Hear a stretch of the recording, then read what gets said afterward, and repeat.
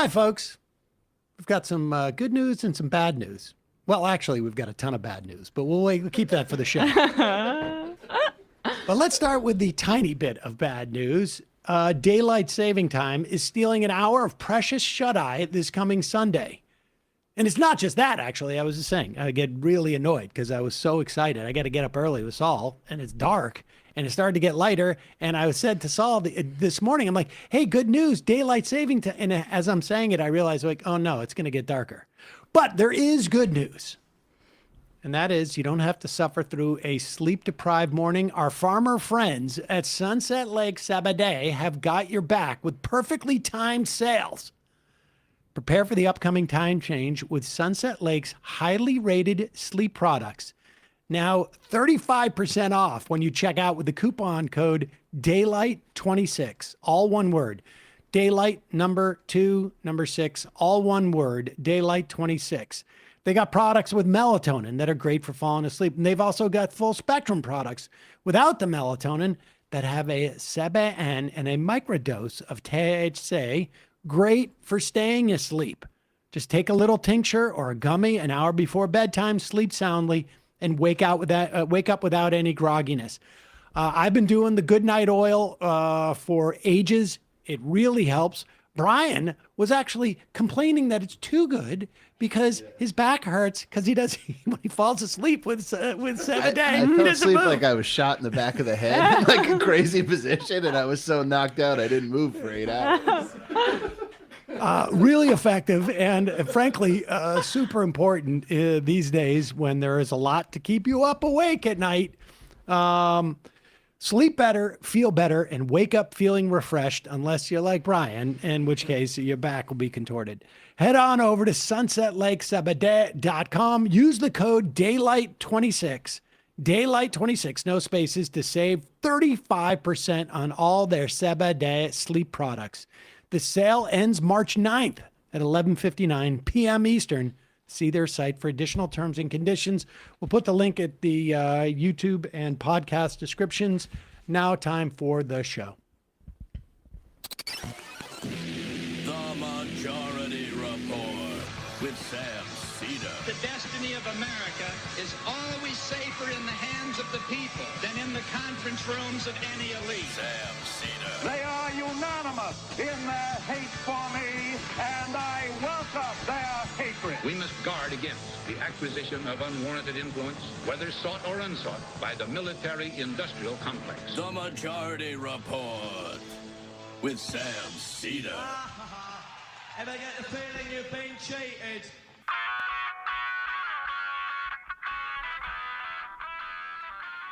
It is Tuesday, March 3rd, 2026. My name is Sam Seder. This is the 5-time award-winning Majority Report.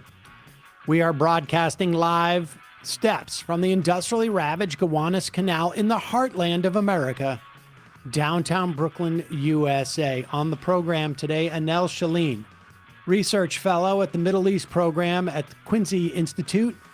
Then Séamus Malekafzal. Malekafzal. All right. Freelance journalist. You landed it before the I know, show. I had it before the show. Of Turbulence Pod and publisher of his newsletter at Séamus Malekafzal.com. Also on the program today, war expands.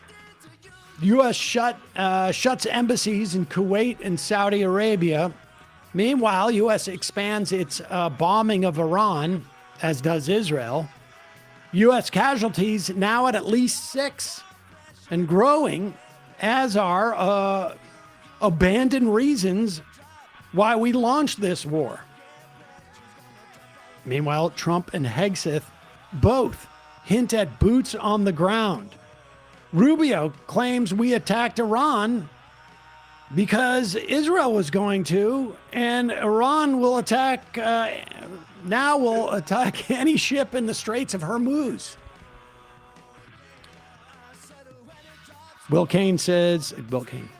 Tim Kaine.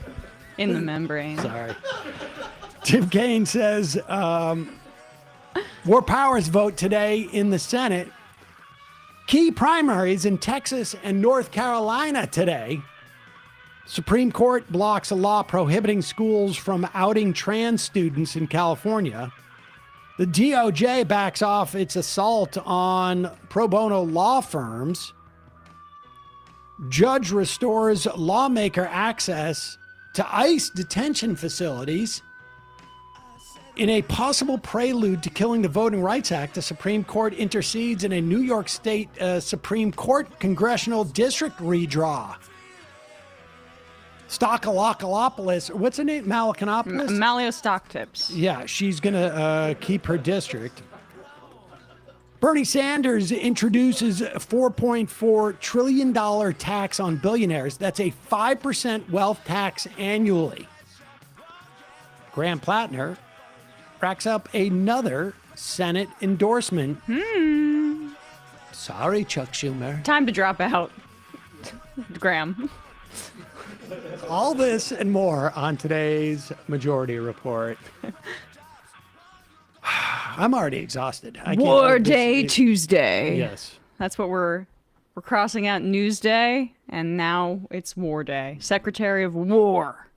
It's obviously like the hits keep coming, and Trump and Hegseth. I mean, I don't know. Obviously, we're going to be talking to Anelle and Séamus about this extensively today, I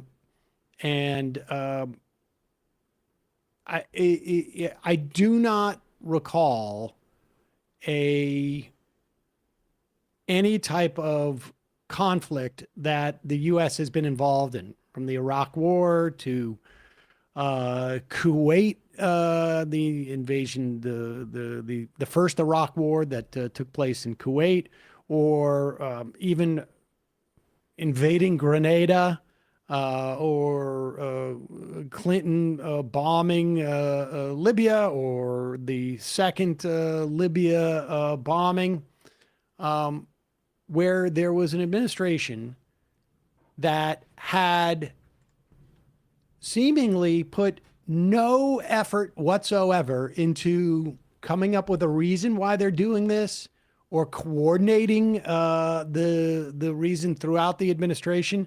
It really is astonishing, and they can't even agree as to whether we are involved in a war or not. Here is a CNN compilation of various elements that are behind this non-war war, saying it's not a war, even though it's also a war. Clearly a war. You bomb presidential headquarters or whatever. You assassinate the leadership of, and then continue to bomb. I'm not sure what else constitutes a war. I think we would consider it a war if someone bombed the White House. If Iran killed Trump and then also killed hundreds and bombed a school? We're just being the cops, they said afterwards. And contemplating boots on the ground, I guess, is really just more about like a field trip type of situation. Here's that compilation. And we may have casualties. That often happens in war.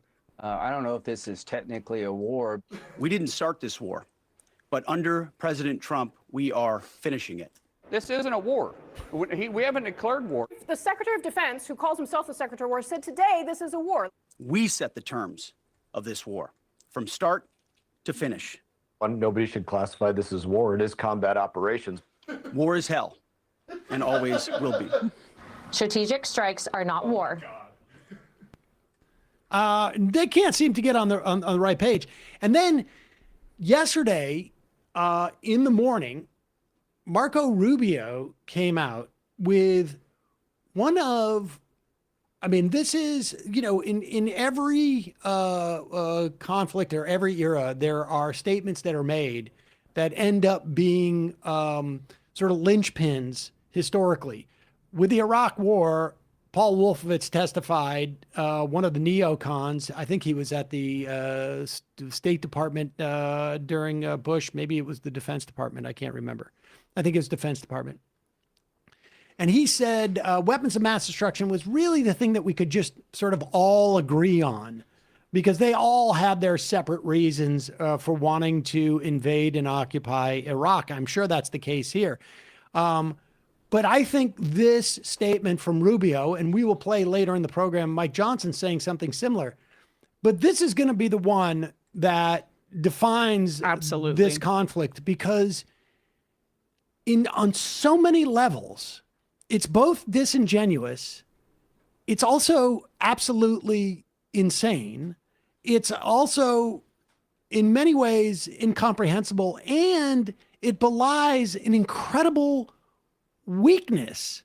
Like it really is honestly like one of those Escher paintings where you look at it and you can't tell what you're looking at because it is so wrong in so many different ways. You have to almost like state like, I'm going to believe it. And then yes, and you're not even touching on how politically insane it is, how toxic politically this statement is. The idea that Israel dragged us into this, and they're admitting it. Let's play this.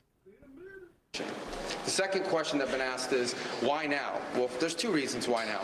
The first is it was abundantly clear that if Iran came under attack by anyone, the United States or Israel or anyone, they were going to respond against the United States. The orders had been delegated down to the field commanders. It was automatic, and in fact, it bared to be true, because in fact, within an hour of the initial attack on the leadership compound, the missile forces in the south and in the north, for that matter, had already been activated to launch. In fact, those had already been pre-positioned.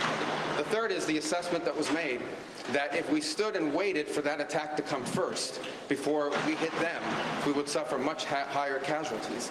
And so the president made the very wise decision. We knew that there was going to be an Israeli action. We knew that that would precipitate an attack against American forces. And we knew that if we didn't preemptively go after them before they launched those attacks, we would suffer higher casualties and perhaps even higher those killed. And then we would all be here answering questions about why we knew that and didn't act. Going back. So that's an admission that the Israelis dragged us into it, and that they wanted to take action against Iran, and that they needed U.S. support. Because the reality is that last summer, when the Israelis bombed Iran, Israel did a good job of covering up how the Iranian response was actually significant and hit them pretty hard. So they needed U.S. support this time. And Rubio just kind of spells out the reasoning right there. Well, okay, if we take Rubio at face value, he is both arguing, A, that we had no capacity to stop what Israel is doing, even though we knew that it would seriously implicate us. Yes. There would be a cost to pay to us, and we have no ability to stop Israel from doing that. Two, it says we moved all of our aircraft carriers over there for this exact purpose. Of course, but wait, this is the version where we pretend he's telling the truth. He's also saying at that point that the logic is we punched this guy in the face because we knew that if someone punched him in the face, he would punch us in the face. Or if we punched him in the face, we punched him in the face because we knew if we punched him in the face, he would punch us back. So we punched him in the face. Or no, we punched him in the face because our friend was about to punch him in the face, but our friend, it might actually get punched back. So we really stuck up for our friend. No, we would get punched back. That's what he's saying. Okay. We would get punched back. Okay, gotcha. And we would get punched back and not know that he was going to punch us back, even though that we predicted this in the first place. They say we, but they really mean the Israelis here, because if U.S. personnel wasn't in the region and there wasn't this buildup, that is what they're most concerned about, is Iranian missiles breaking through the Iron Dome, and it also hurts Israel's projection of strength. Mearsheimer has spoken about this before, the idea that Israel, because it's such a small nation and doesn't necessarily, and it's a colonial enterprise, needs to show that they are so strong that they can withstand all of this firepower. And Iran is the biggest threat to that. That's why Netanyahu has been trying to drag us into this for 40 years, 30 years. And he successfully lobbied this president who does not have like the constitutional strength and is arrogant and mad enough to resist the Israeli push, which is now, by the way, bipartisan within the context of Israel. Even the Israeli liberals are endorsing the greater Israel theory. This dotard thinks this is an act of strength because big bombs go boom, even though it's actually a shocking display of weakness because you're being dog walked by Netanyahu. Now that assumes that what Rubio was saying was true, and it may be. It also, but it really does stretch the imagination. But why wouldn't it be true? Because admitting that is like the most politically toxic thing that you could possibly do right now within this climate where everybody is sick of Israel and its genocide. The polling on the war in Iran. Toxic to whom?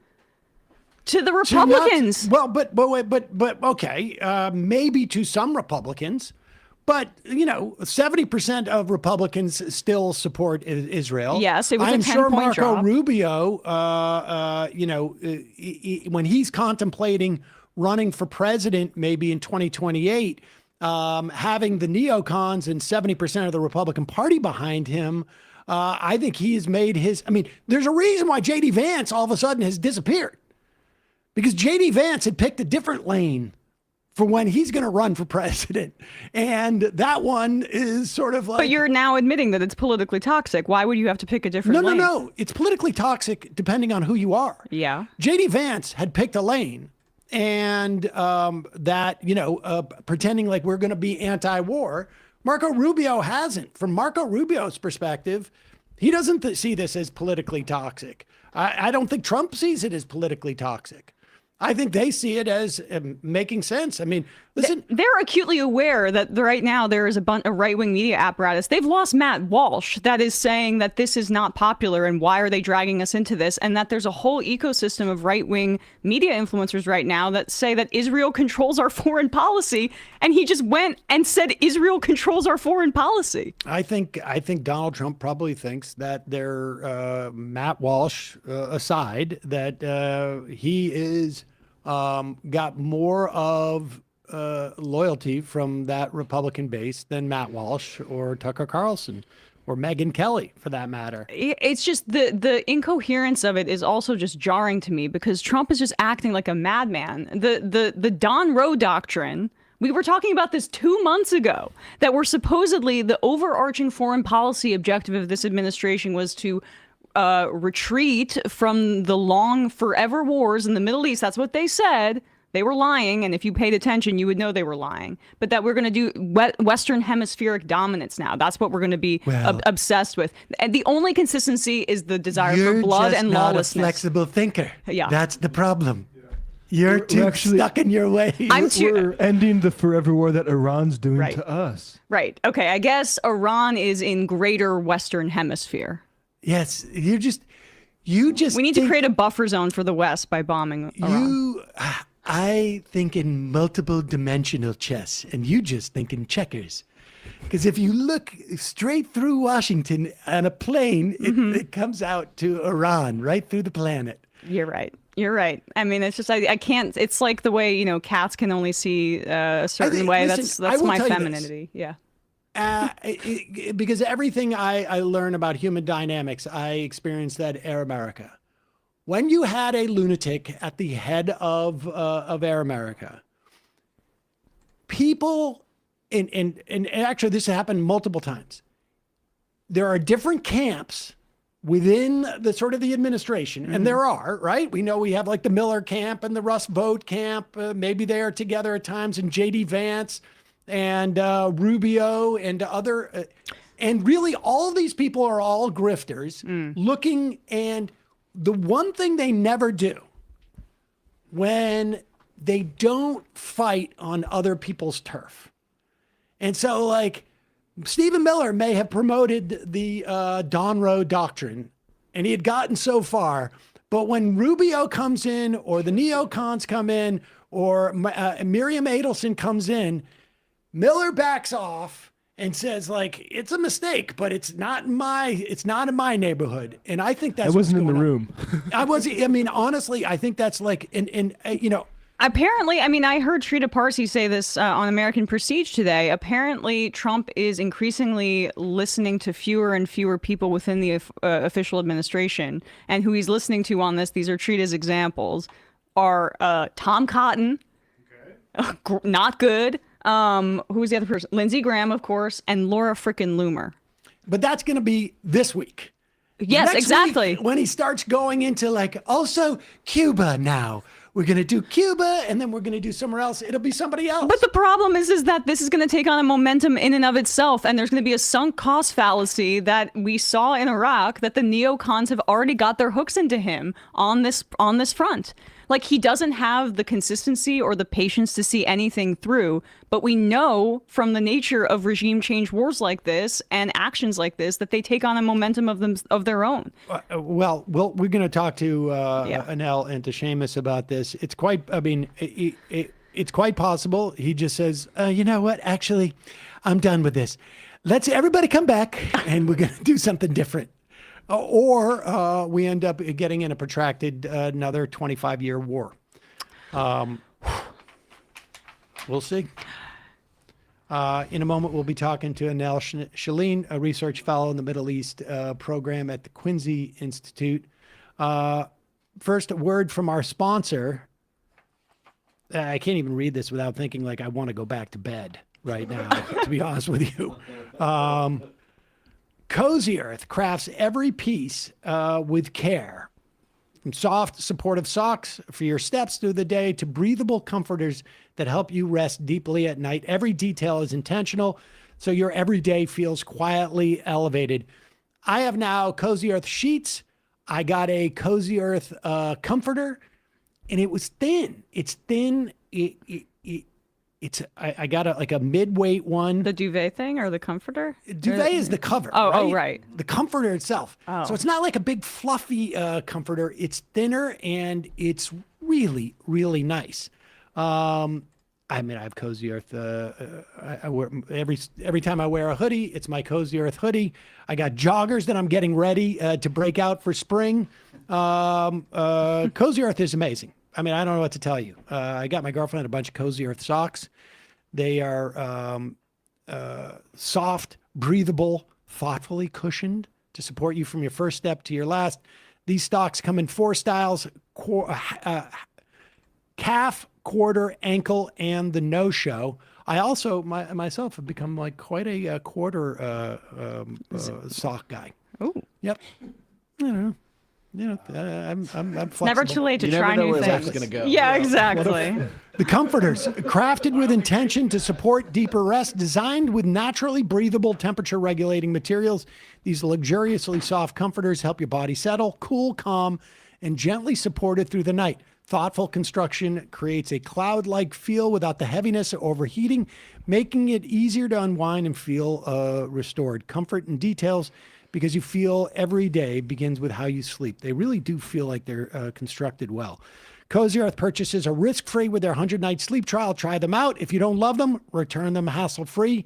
10-year warranty, because once you feel this level of comfort, you're going to want it to last a decade. Thanks to Cozy Earth for sponsoring this episode.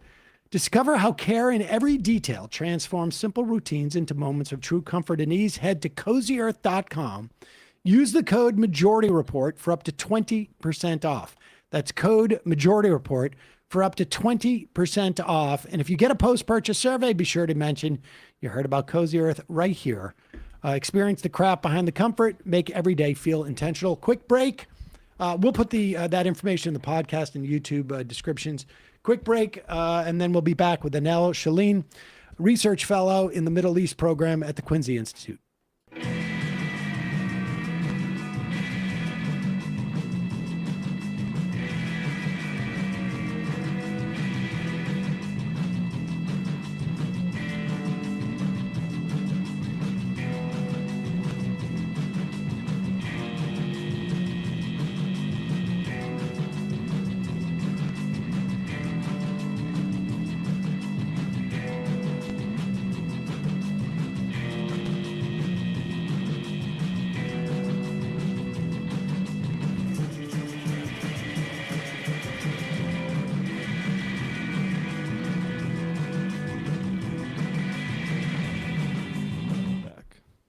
We are back. Sam Seder, Emma Vigeland on the Majority Report. It's a pleasure to welcome back to the program Anelle Sheline, a research fellow in the Middle East program at the Quincy Institute. Anelle, thanks so much for joining us.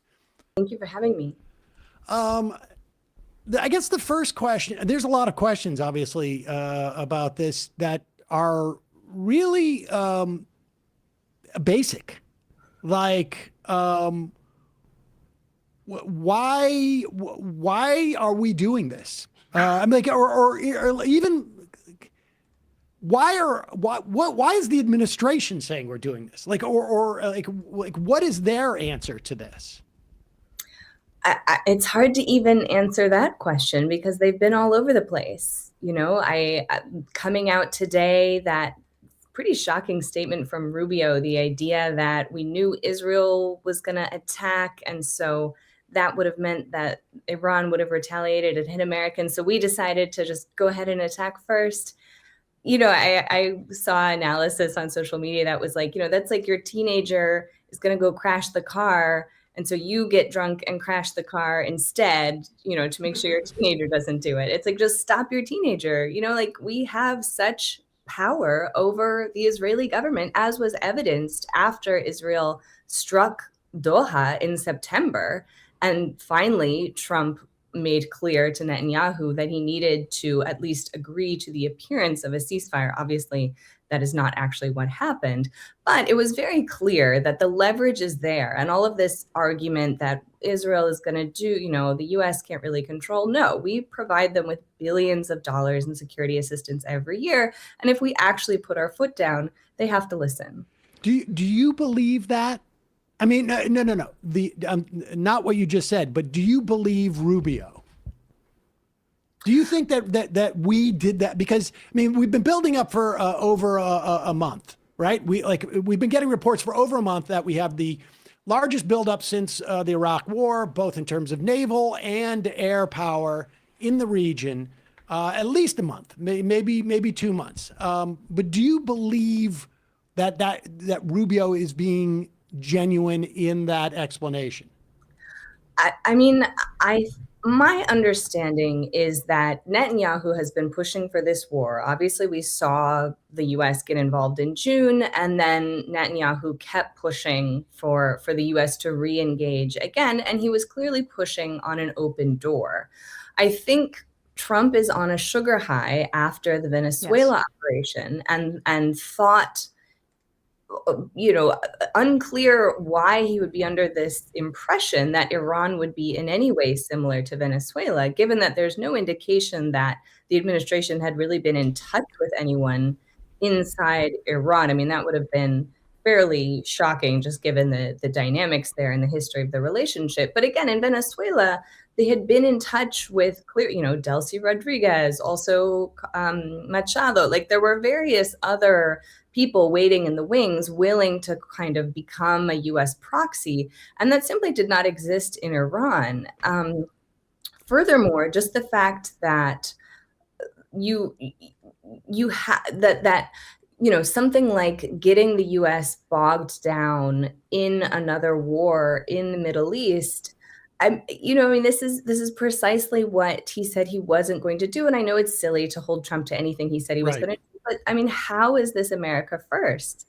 Like, I just don't, in terms of like in a midterm year, that's important. That's important, right? I mean, I think that's important to note, because when we're looking, I think you're absolutely right that perhaps if the Venezuela operation didn't go the way that it did, and the administration views that as a success because now they have a gun to Rodriguez's head and they're coercing her.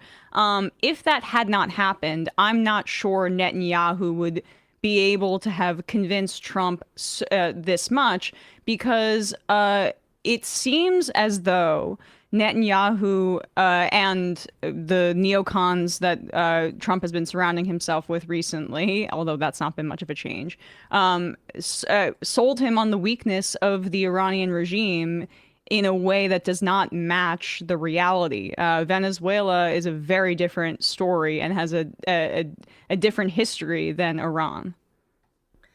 Exactly.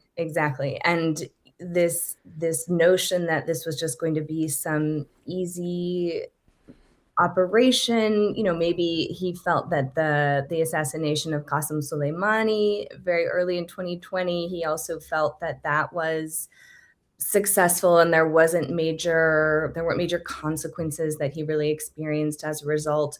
But this is very different. And again, as Sam, back to your question about what are they saying they're trying to do? They keep shifting what they're saying. That sometimes it's regime change, then you have Bridge Colby coming out and saying, no, it's not regime change. And then you have them lengthening the timeline from, we're just going to, we'll go 48 hours and then we'll see if they want to come back to the table. And now it's like, no, it's going to be 4 to 5 weeks.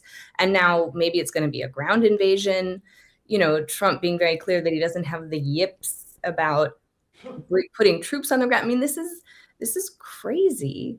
Well, and it's a country of 90 million people. I mean, Iraq is much smaller, was much smaller in 2003, and is just a completely and was a complete debacle. Okay, I think it's I think saying that Trump has just got rolled in some way, or is some amount of crazy and stupid. It's taken for granted, that Netanyahu's wanted to do this for 40 years, but what does Netanyahu think was going to happen? I'm not an expert on these things at all, but my understanding about the Iranian government is that there is no, we kill Khomeini and it's and the government collapses. It is very, not necessarily decentralized, but institutionalized at this point. And this is not a house of cards. It's actually constructed in a way that is rather durable. What does Netanyahu expect? In his fantasy, does he want American troops on the ground and is okay with a 20-year quagmire for America? I mean, I don't think Netanyahu has any qualms about Americans dying in this war. I think that's been his objective from the beginning, is to get the U.S. to take out Iran such that it would no longer pose any sort of threat. Again, the idea that Iran posed an actual threat to Israel when Israel is the nuclear armed state and Iran is not. I've been shocked by the number of people that have said, oh, is this going to go nuclear? No, they don't have nuclear weapons. It's like, what? Israel's the nuclear armed power. But I think what Netanyahu is hoping for is regime collapse. He wants the country to fall apart. We've seen this in addition with the targeting of border areas, in particular the border with Iraq, where you have Kurdish militias, right, theoretically, that could come in, other ethnic minority groups inside Iran. I think he's banking on the entire country simply falling apart, which would be extremely destabilizing for the whole region. In particular, you think about countries like Saudi Arabia, the UAE, Qatar, all the America's Gulf partners on the other side of the Persian Gulf, who've been pushing for this not to happen, who've been pushing very hard for diplomacy. But I think from Netanyahu's perspective, he's not concerned by that. The idea, it's so, for as someone who grew up with the war on terror model and this idea that you can't have these ungoverned spaces and it's better to have, a strong authoritarian government in place than a vacuum. This is it's just sort of shocking to think that Trump has sort of bought into Netanyahu's thinking, which is that total chaos in Iran is somehow desirable. But wait, I just want to ask you one more question about that. Do the other Gulf states,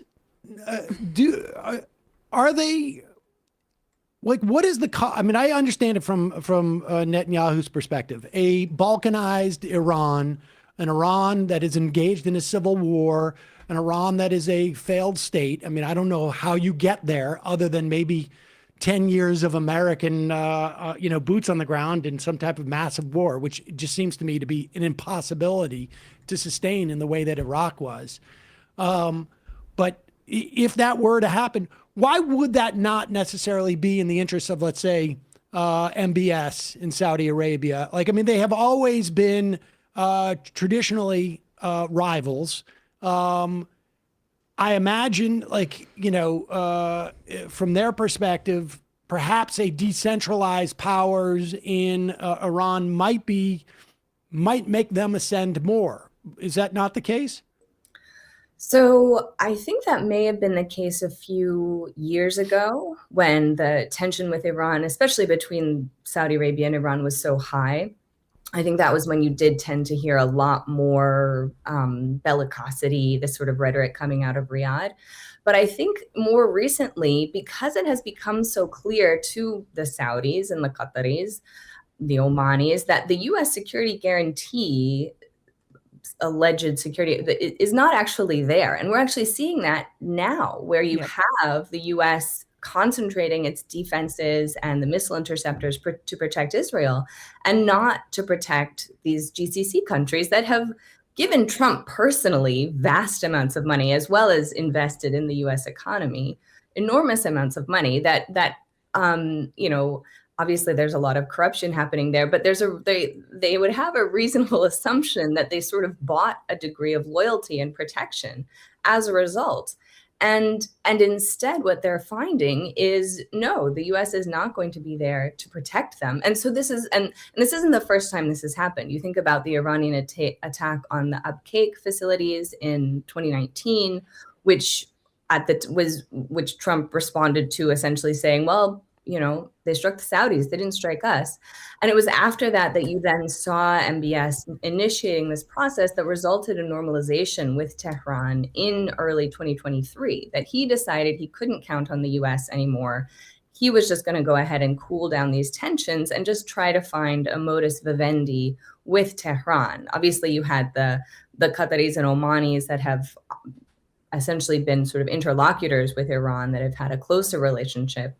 But just in general, a regional war, as well as the possibility of just sort of smuggling or trafficking, Captagon. Like when I was in Saudi Arabia in December, this is what they were articulating, was this concern that the U.S. and Israel were going to launch this extreme instability, which is completely incompatible with MBS's Vision 2030, whereby he has staked his credibility and legitimacy on transforming the Saudi economy, to be clear, in an extremely authoritarian manner, but in hopes of reducing their reliance on oil, moving towards a post-oil economy, and as well as employing women has been a significant component of that.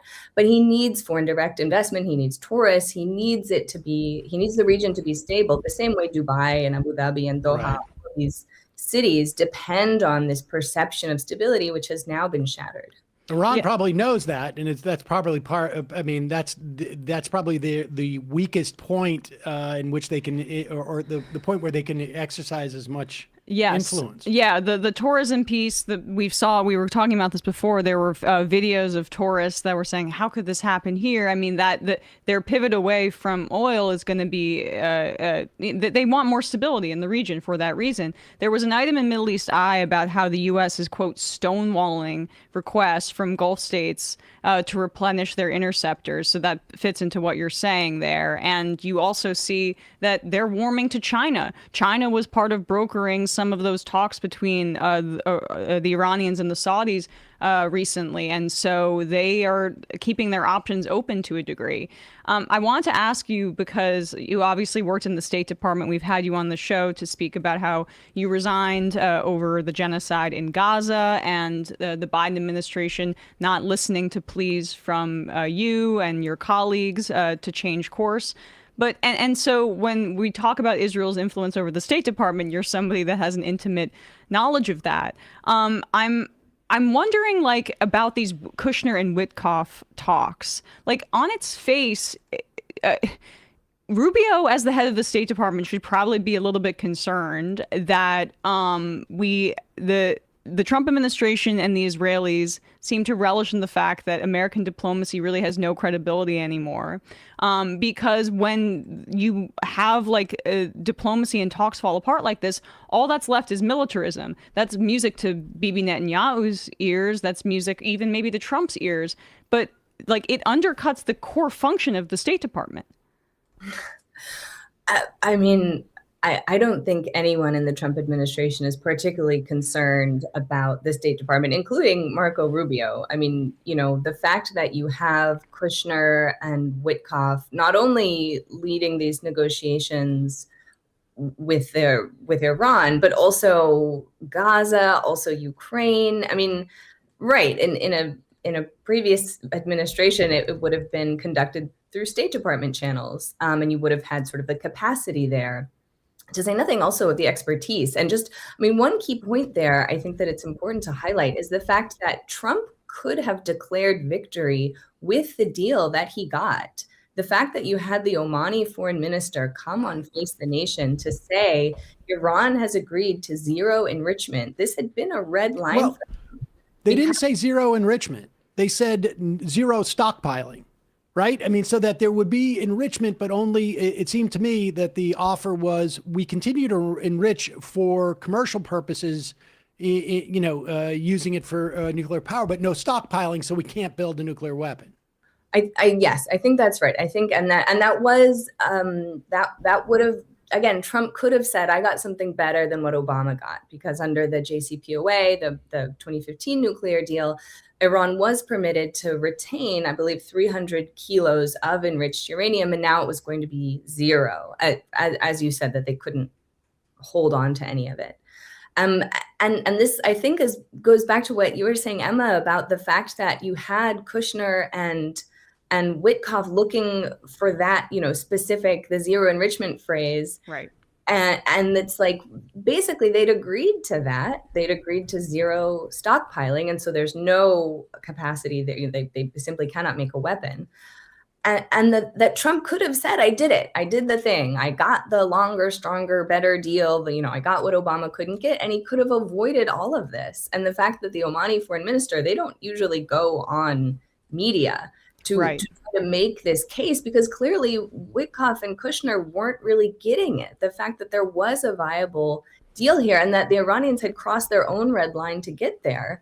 And instead, we have Trump launching these attacks anyway. And specifically, again, whether it was the Israelis or the Americans, but hitting a girls' school within the first, the first day of this engagement is horrifying. That we're already to this point in the conflict where we're there have already been 10 medical facilities struck, which are supposed to be protected. Obviously, schools are supposed to be protected.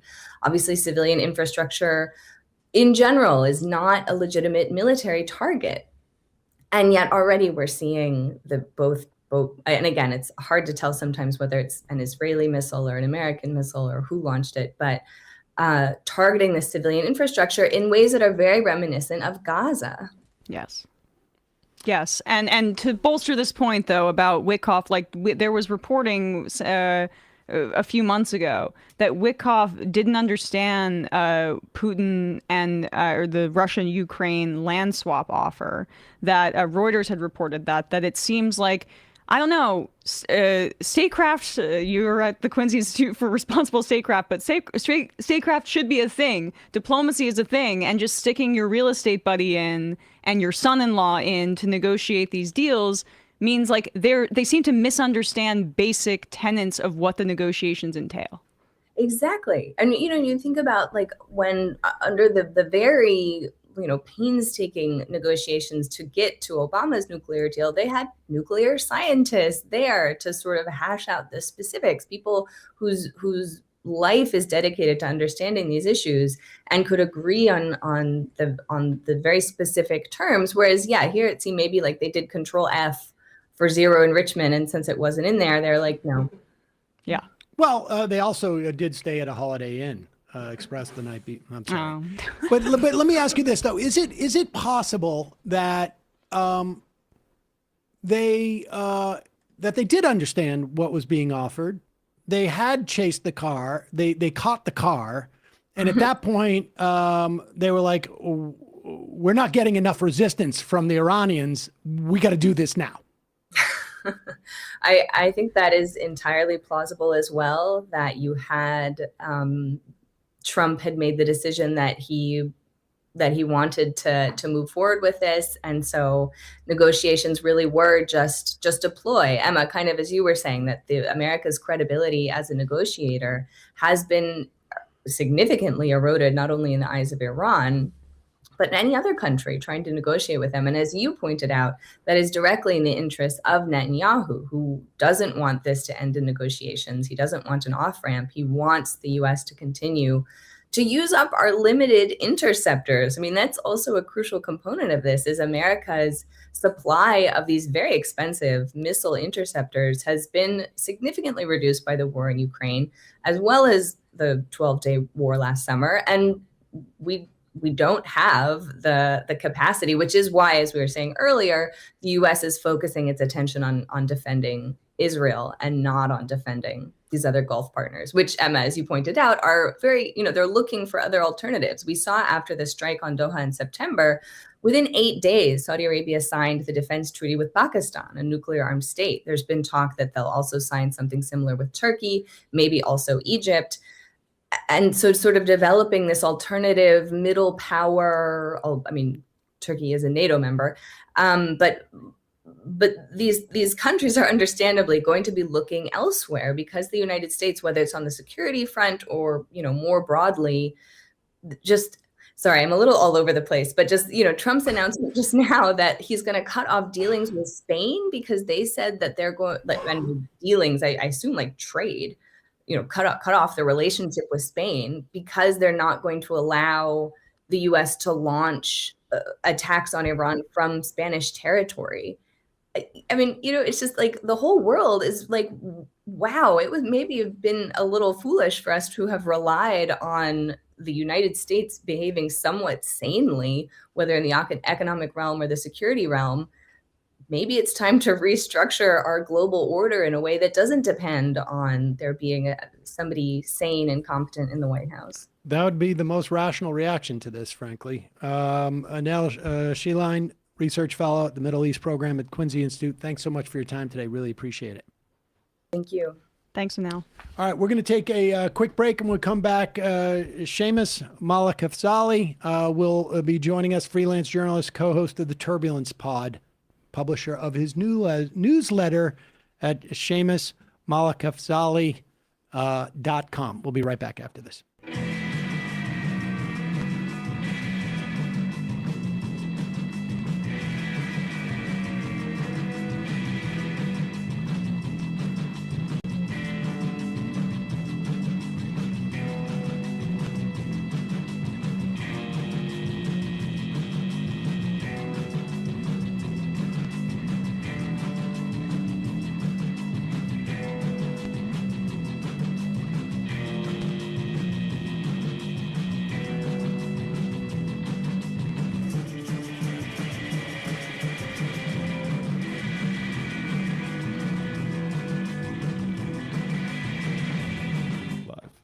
We are back. Sam Seder, Emma Vigeland on the Majority Report. Pleasure to welcome to the program Séamus Malekafzal, freelance journalist, co-host of the Turbulence Pod, and publisher of his own newsletter under his name at Substack. Séamus, welcome to the program. Happy to be on. So we were just talking to Anelle Sheline from the Quincy Institute about sort of like the mystery of why America did this and what Netanyahu is hoping to gain out of this.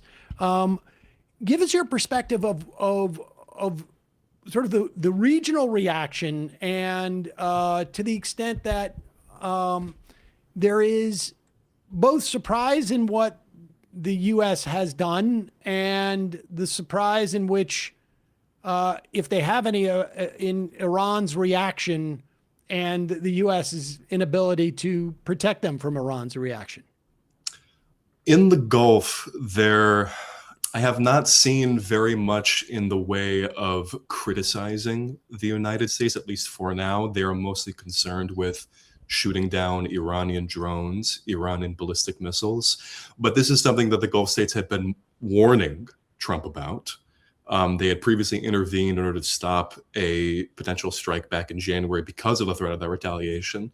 And apparently Trump did not consider this to be a real possibility, nor did I think a lot of people in the administration.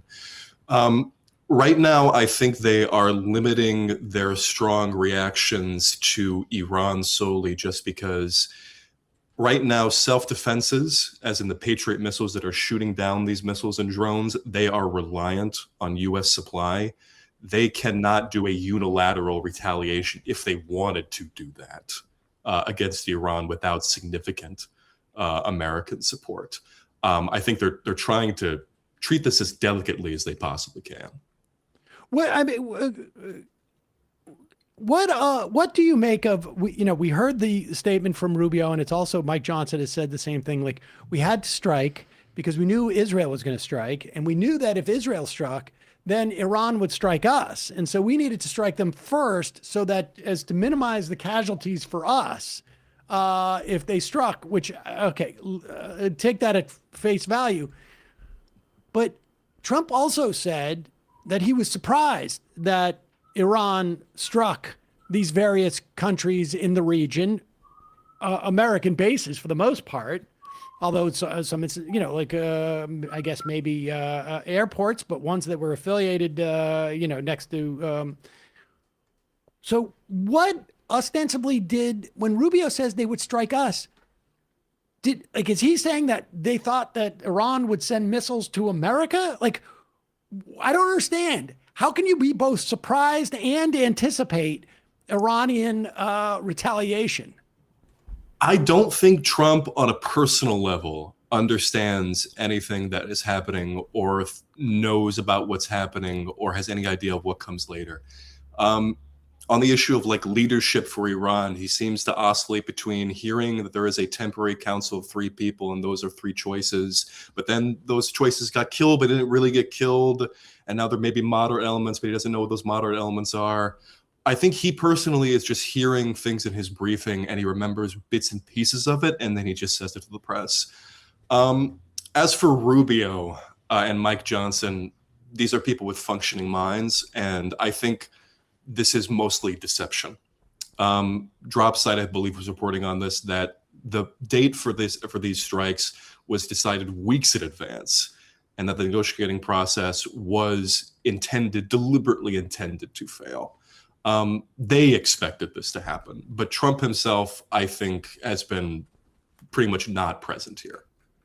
Okay, what do the Iranians fear here more? I mean, I would imagine that because, as Sam's been saying, the state is it's more institutionalized than other countries that the United States has tried to wage offensive wars against. I mean, it seems like they're prepared to take a significant amount of damage more than basically capitulating. And that's been the case for decades. I don't see why this would change just because they take out Khomeini.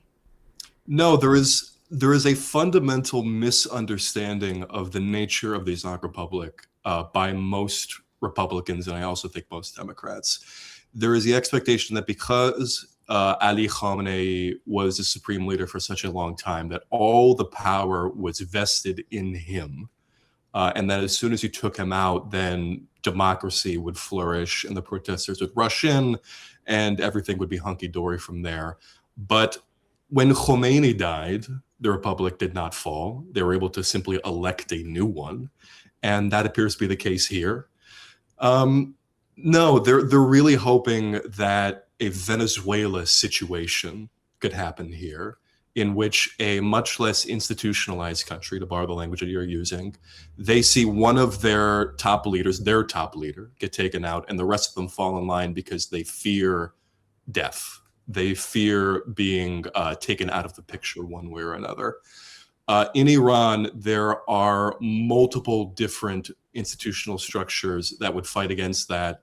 And also there is just no chance. I hate to rely on polemicism, but there is really no chance that they are just going to give in on this and acquiesce to American demands.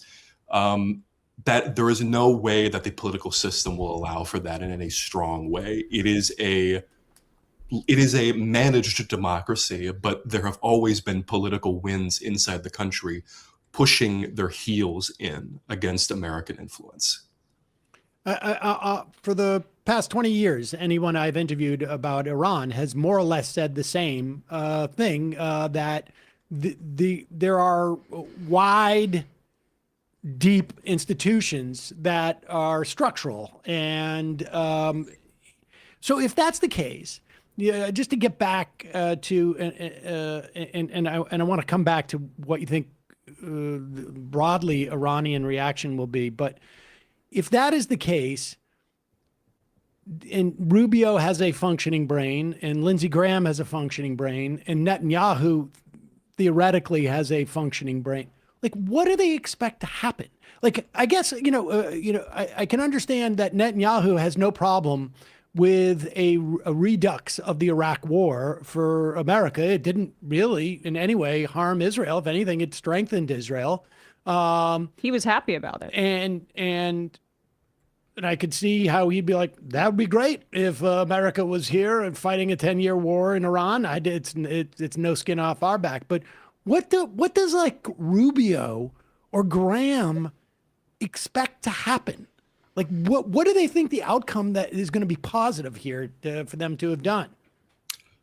The positive reaction, the positive result they hope to see is state collapse and civil war. The idea, like Reza Pahlavi, the son of the late Shah, is clearly trying to angle for a strong Iranian ally of the U.S. and Israel, talking about the Cyrus Accords. He was on Fox News with Bartiromo talking about there being $1 trillion market opening for the Americans if they invest in Iran and invest in regime change. But I think Lindsey Graham was the one who said this. He doesn't care if there's another cleric or a representative democracy. He cares that Iran is no longer a threat. And that means that Iran needs to be neutralized in its entirety as a force that can project against America. I think those were Hegseth's words. So when Steve Witkoff, who said to Sean Hannity last night that he asked Iran to dismantle its own navy in negotiations, that is not something that I assume he expects to reconstitute under Reza Pahlavi or any pro-democracy leader. The expectation is that it no longer exists permanently, so that America continues to have freedom of operation in the Strait of Hormuz and the Persian Gulf. If Iran is constantly tied up fighting Kurdish separatist groups or Balochi separatist groups or whichever ethnic group, then it has no opportunity to focus on projecting against the West or forming its own foreign policy objectives or projecting influence anywhere. It becomes America and Israel's ball game entirely. And I think that's also why Netanyahu is in favor of really anything that entangles the United States in the Middle East once again, is that it increases our reliance on Israeli intelligence. My camera's being a little funky. Sorry about that, folks. But it increases our reliance on Israeli intelligence. It entangles the United States even further in that relationship and makes it so that it's less likely that the growing political winds at home are going to shift in the direction of, say, an arms embargo, which I think, like, we've been dancing around the timing of this. But the fact that this is happening as you have Republican members resigning from the House, and as the midterms are coming up, and you have even centrists like Mark Warner who are speaking about Israel's dragging us into this war, like, they feel that they basically have a 9-month, year-long period to wage this war before the tide of American public opinion might impact them. And they're also, by the way, bombing Lebanon, we should say. Like, Israel's done everything it can to make the region destabilized outside, but the country that they need U.S. support for, because the Iranian missiles can impact them, is the U.S. I mean, they need U.S. support, I should say, if they're going to take action against Iran directly. Israel knows that it's still, I mean, Israel enjoys so much support from the United States. That's putting it lightly. It wants to be in a position in which it is not reliant on U.S. support in the future. Netanyahu had said that in 10 years, it wants to be free of any sort of American military aid. But conversely, it also wants America to be, as you said, completely tied up in this, completely reliant on Israeli intelligence, Israeli leadership, aligned with Israeli objectives and Israeli strategy. But if anyone in the government pulls back or wants to pull back, then they have no ability to control Israel. That is the ideal situation that they want to get to, Netanyahu specifically. What do you make of the Oman's foreign minister saying that Iran had agreed to not stockpile enriched uranium and just, having enriched uranium itself gets diminished as you use it in a nuclear reactor for power. Iran has always wanted to control their own power because obviously you want to be able to generate your own power as a country. If you agree not to stockpile it, you can't build a nuclear weapon. And what do you make of the timing relative to Iran having just offered that? This is according to the foreign minister from Oman. I mean, there had been that reports, as I said before, that this date was entrenched weeks ago. I guess on the eve of Purim, because they are using that symbology. But your intuition is correct that they wanted to head off some sort of conundrum where Iran is clearly offering things in public, but they keep having to say that Iran is in fact digging in its heels and not giving them anything, and they have to be stopped. This is what happened with Iraq. I mean, we had weapons inspectors on the ground. They were not finding anything. We were hearing more and more. The weapons inspectors are going to the U.S., to the CIA, tell us where they are, because we're looking where you told us and they're not there. And that's when I think the U.S. realized, like, okay, pull them out because we've got to go in now. Or it's just we're going to lose the PR battle. In this instance, like, it doesn't even seem like they were waging a PR battle. They just said, we're just going to do it. We don't need to give justification. We're just going to create these facts on the ground. You mentioned like the possibility of there being, I mean, there are many different, ethnicities, factions, you could say, in Iran. How, if there was and I imagine there are, we have had, whether Israeli or U.S. or British, I mean, whomever, trying to agitate these things, funneling weapons in certain instances, funneling cash, whatever. Is there any way to see any indication of if those efforts are, like, what's happening with those efforts? Apparently, there was a story, I believe, in the New York Times that Trump had met with Kurdish leaders in Iraq yesterday. He had talked with Masoud Barzani, and the name escapes me, but I believe the leader of the PUK in Iraq. There was already a Kurdish coalition that had been formed shortly before the war broke out between numerous different Iranian Kurdish factions, one of which used to be allied with Reza Pahlavi, but now has obviously gone against him in this regard. They are preparing for this. There are factions within that coalition that have openly sought out Israeli support. They are actively courting that in public, and they want that because they know it is instrumental, it is fundamental to their success, whatever that might be. Can you just shed some light a little bit on how the IRGC operates without the Supreme Leader at this point? What is the chain of command, is your understanding? And does that have an impact on, like, say, the discipline of the response? Iran has focused a lot on decentralization of its military. I think they call it the mosaic defense strategy, which allows it, like, the defense minister was killed, the commander-in-chief of the armed forces was killed, numerous other military officials. Trump obviously says something like 40-something, but he has not released names in that regard. But it has allowed it that local commanders, regional commanders, still operate completely functionally because of prior instructions about what to do. And that has meant that the ladder of escalation continues to be climbed without the defense minister authorizing it, without the commander-in-chief of the IRGC authorizing it. So that means that they are authorized technically to strike Oman, to potentially have struck Riyadh, the US embassy in Riyadh, without the Iranian government authorizing it. And in some cases, directly saying that they did not authorize it and they would not have authorized it. That has allowed them to control the ladder of escalation better than, say, Hezbollah would have been able to, had been able to. Well, that's I guess Hezbollah is relevant here because the Hezbollah has been severely weakened by the decapitation strikes that Israel has engaged in over the past 2.5 years of genocide and also, illegal bombing campaigns in other countries. But there seems to be a really concerted effort by the Israelis to conceal how much damage Iranian missiles have caused. We've also touched on this throughout our conversation, but I'm curious about your thoughts on that front and why that's the case, how that's happened, and what the capacity is for Iranian weaponry to actually inflict damage on Israel. What happened during the last war was that Iran hit numerous buildings related to the Israeli Defense Ministry and the Mossad.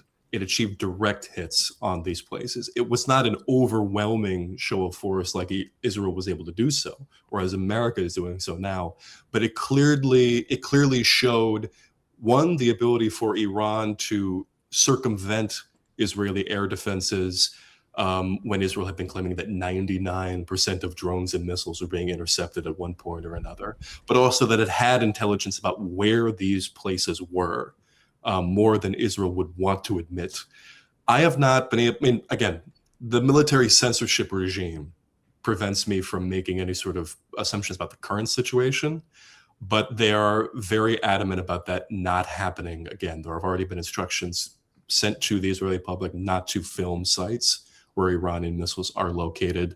I believe Turkish journalists were just arrested on camera just a few hours before this because they have been filming. And we also remember last year when Trey Yingst, the Fox News cameraman, was trying to film the Kyria having been attacked by Iran, and the IDF immediately descended in his position. There has to be a complete shield around the aura of Israel's invincibility, and that has to be maintained because otherwise people lose faith in that. They can utilize scenes of mass devastation in places like Tel Aviv or Beit Shemesh when that is useful, but it cannot be constant. It cannot be. Mearsheimer talks about this as escalation dominance, and that being kind of, Israel's the part of their kind of the psychological element of their warfare is the trying to maintain this idea that like the Iron Dome and their missile defense and their weapon systems are so advanced and sophisticated that you should not strike against them. But it's important to note that contradicts their actions, and their fear of Iran is contradicted by their open fear of Iran's capabilities. Yes, I mean, it's both that Israel has the ability to intercept everything, but also Iran holds not only the existential threat to Israel through its ballistic missile capabilities, and that one day Netanyahu was on Hannity last night and said that in a couple months, it would be impossible to stop the nuclear program, even with Israeli weaponry. But also that Iran doesn't just threaten Israel, doesn't just threaten Europe, but it threatens the entire Earth. I remember the IDF posted a video during the last war where they had a bunch of flags wave on screen about what countries Israel could threaten. And one of them was China. Like, the whole of China is apparently a threat that is in Iran's crosshairs. It's not based in any sort of reality. You have to signal that you are both invincible but also incredibly vulnerable, and it is not. It's a very schizophrenic position. When you look at are there signs that you look for that give an indication of where this is going? In other words, if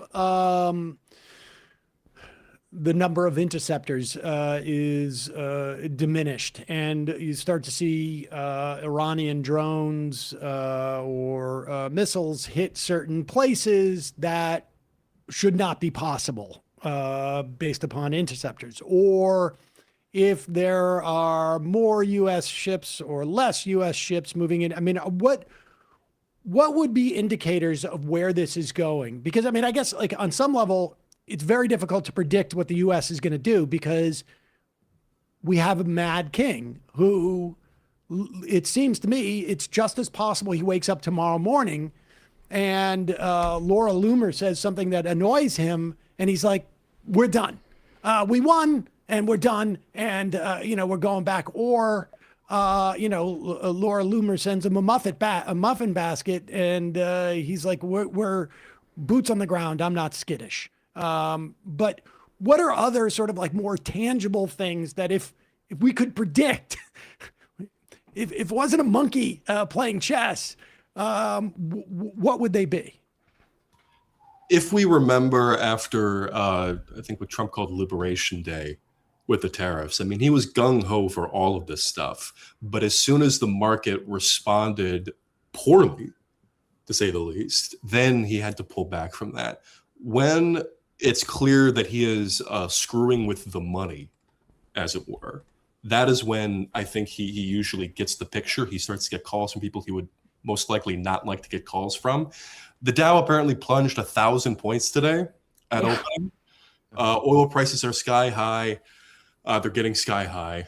But what's interesting to me is that Trump is starting to not only dig in his heels rhetorically, in that he said that after this is all over, that oil prices are going to go lower than maybe you've ever heard before.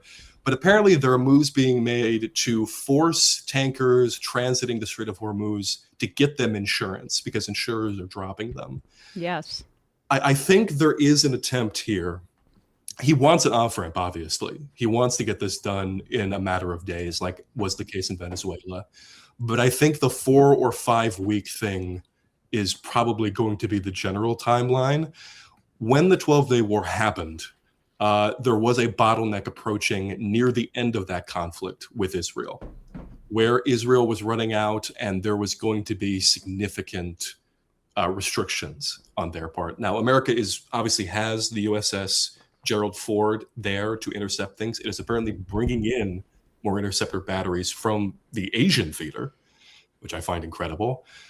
I don't think the bottleneck will come as quickly, but it is going to approach. And I'm guessing that 4 or 5 week window was what was given because of that is when things are going to get nasty for the Americans. So in other words, we have interceptors that will last for 4 or 5 weeks. That is my assumption. It could come earlier if Iran continues to throw drones at the Gulf at the rate that it has. Right. But Iran does not have, it has an immense domestic capability, but it does not have infinite domestic capability. It will inevitably have to cut the rate at which it fires things, which will give America potentially time to move in things and extend that timeline. But I won't say anything for certain because we are truly in uncharted territory here with the kind of assets that are being brought in.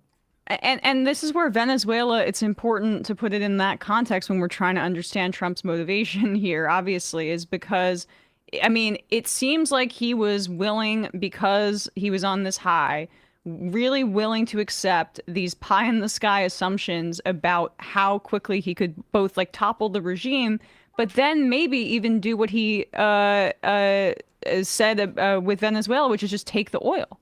You know, is he deluded enough to think that he can seize the oil, and that's when he says things like oil prices are going to be going down to record lows, because he views this as another way to for conquest, and that we're essentially just going to be taking over their reserves or their oil fields quite quickly. He hasn't said that explicitly yet, which I am almost surprised by. He has mostly focused on eliminating missile capabilities in the Navy, but I am sure that will come into the discussion soon if this becomes drawn out and costly, when America needs to justify to the public that it will be getting something out of this arrangement other than simply waging a war primarily for Israeli interests. That entered the equation. Venezuela, as you said, it's going to enter the conversation with Cuba. It entered the conversation with Ukraine. It's a matter of time, I think, with him, even if he is moving towards state collapse with Iran. I guess we'll see. I mean, it's going to be interesting to see if, he's an old guy. If he passes away in the next 6 weeks, how many people go like, I didn't want to do this, but he insisted. Well, if he is assassinated by Iran, we can just take comfort in knowing that it's not an act of war. Yeah. Because it's just how the world works. Did I break Séamus? I can't. This is not. Look. Séamus doesn't want to be part of this conversation. It's a joke. I know. Is anyone listening? It's a joke. Yes. Yes, of course. I mean, but a precedent has been set. It's not an act of war. It's obviously illegal, but it's not an act of war. And Iran should be able to bomb our facilities as well, and we should not be able to punch back. So, precedent set. Well, they would have only done that so that to prevent us from punching back after somebody else did it. Yep. So, undeniably. Yeah, exactly. Séamus Malekafzal, thank you so much for your time today. We will put a link to your newsletter at majority.fm and our podcast and YouTube, as well as a link to the Turbulence Pod. I suspect you're going to have a lot to talk about over the next, couple of weeks or 10 years. So Indeed. Thanks so much for coming on. Appreciate it. Thanks, Séamus. All right, folks. We're going to take a break and head to the fun half of the program. I mean,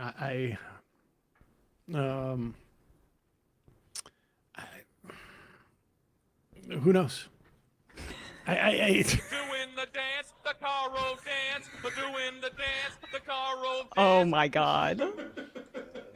We really We're all got you. Doing the Colorado dance today, folks. You got to go back in the archives. Like the neocons are, they're back. They never left us, but they're back. And so we need some Bush era kind of reminiscing if we're going to be doing this. I was going to mention to him. I was going to mention to him the idea of someone like Lindsey Graham or Rubio, for that matter, or Netanyahu being okay with a Balkanized Iran with multiple warring factions is a mini version of what the Project for a New American Century document was, that was written in the wake of the first Iraq War by folks like Dick Cheney and Pearl and Wolfowitz, I think was in writing, and Feist was Doug Feist, I think it was his name. These names I haven't said in 15 years. And the Project for a New American Century was the contemplation by the neocons that America could become a hyperpower, and that the rest of the world would be in. What would happen is there would be no other superpower to contest with us. We would be a hyperpower that would oversee a world with a bunch of regional conflicts. And those regional conflicts would be both containable, but also serve to prevent any type of coalition or buildup of power that would challenge us. Mm-hmm. And we would have a somewhat Pax, but totally Americana in terms of over the entire globe, by having that hegemony that was enhanced by low-level conflicts. And so the idea of a Balkanized Iran that would be helpful to Israel just means like nobody can coalesce and deal with our power. Iran plays a pretty key part in China's Belt and Road Initiative. I mean, all of the Middle East. I mean, I was also quite convinced that much of Iraq was founded in a concern that that China would get hegemony or creep into, we would lose hegemony over the oil. And Yes. it wasn't so much that we would just get it cheaply, but rather we would control the spigot. And that's, I mean, why and of it's... course China then goes and Yeah. says like, oh, well, we're going to do solar and all our cars are going to be electric. Yeah, So we good have luck, options. suckers. I mean, that's why it's important to mention that that report about the Gulf states getting stonewalled by the United States. If they're going to experience the blowback but not the benefit, this is mandate from heaven for Xi Jinping. I gotta say, like, being aware of American history and the way the American colonists played different tribes against each other, and eventually came for all of them. I would just say that when Dave Rubin says you're all Muslims and he doesn't know why Iran would attack other Arabs. Muslims. Yeah. Like you're all on the menu, folks. Right, So you right. should figure out how to get out from under America, because we're not going to treat you any better. Dorsey reminds me it was Douglas Feith, who Spain also wanted to investigate him for war crimes. Spain was quite good in the whole war crime thing. I think they got pretty far down the road with Dick Cheney because of the way that they have their prosecutors, but he escaped by dying. That's it for us today, at least for the free show. We're going to head into the fun half, and boy, is it going to be fun. Oh, yeah. You're going to hear more from folks Third like Mike Johnson. Oh, yes. There's a lot of third way stuff. Oh, here's the other thing I wanted to mention. Because, I mean, we're not quite in Iraq war territory in terms of our attack on Iran. We may or may not get there. But the thing I learned from going through those 4 or 5 years, those first 4 or 5 years, well, 6 years, I guess, of that war, is that during that time, there was enough insight by people I did not like Rahm Emanuel, let's say, and those forces within the Democratic Party to understand that someday the Democrats would be back in power. And they prepared. And that's been going on through the Trump years, even through the Biden years. And the difference is this time is that it's not just been happening with the third way types. It's been happening with the folks to the left of the Democratic Party who want to pull the Democratic Party left. DSA, Justice Democrats, however you want to, place that ideologically. And so Bernie Sanders came out with a proposal yesterday for a wealth tax.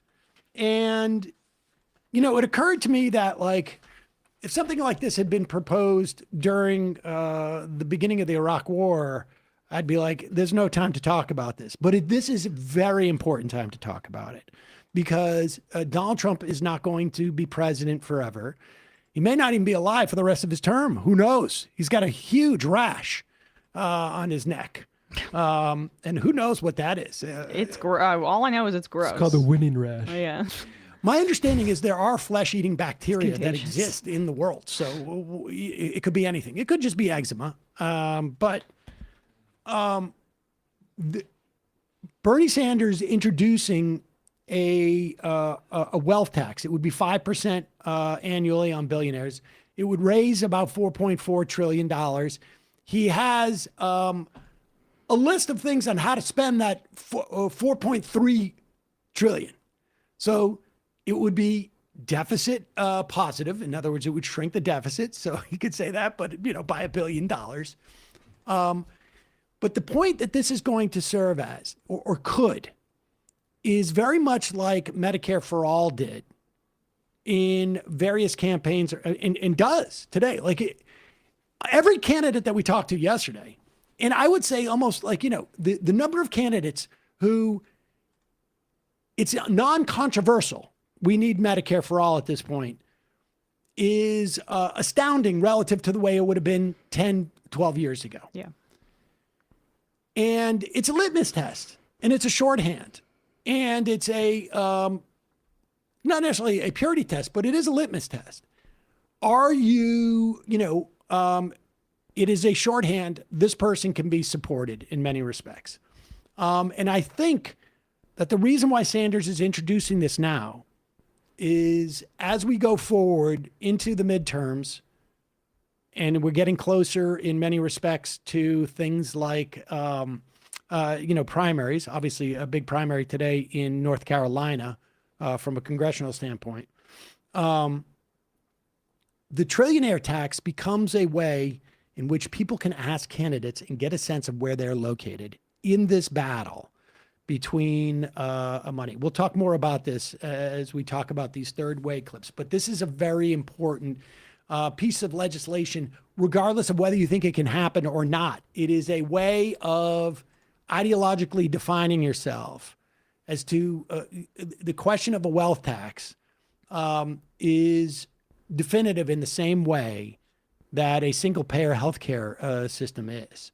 It is basically saying that, you know what, we do not want a society where people can accumulate so much money that they function as royalty in a system where royalty actually gets to make the rules.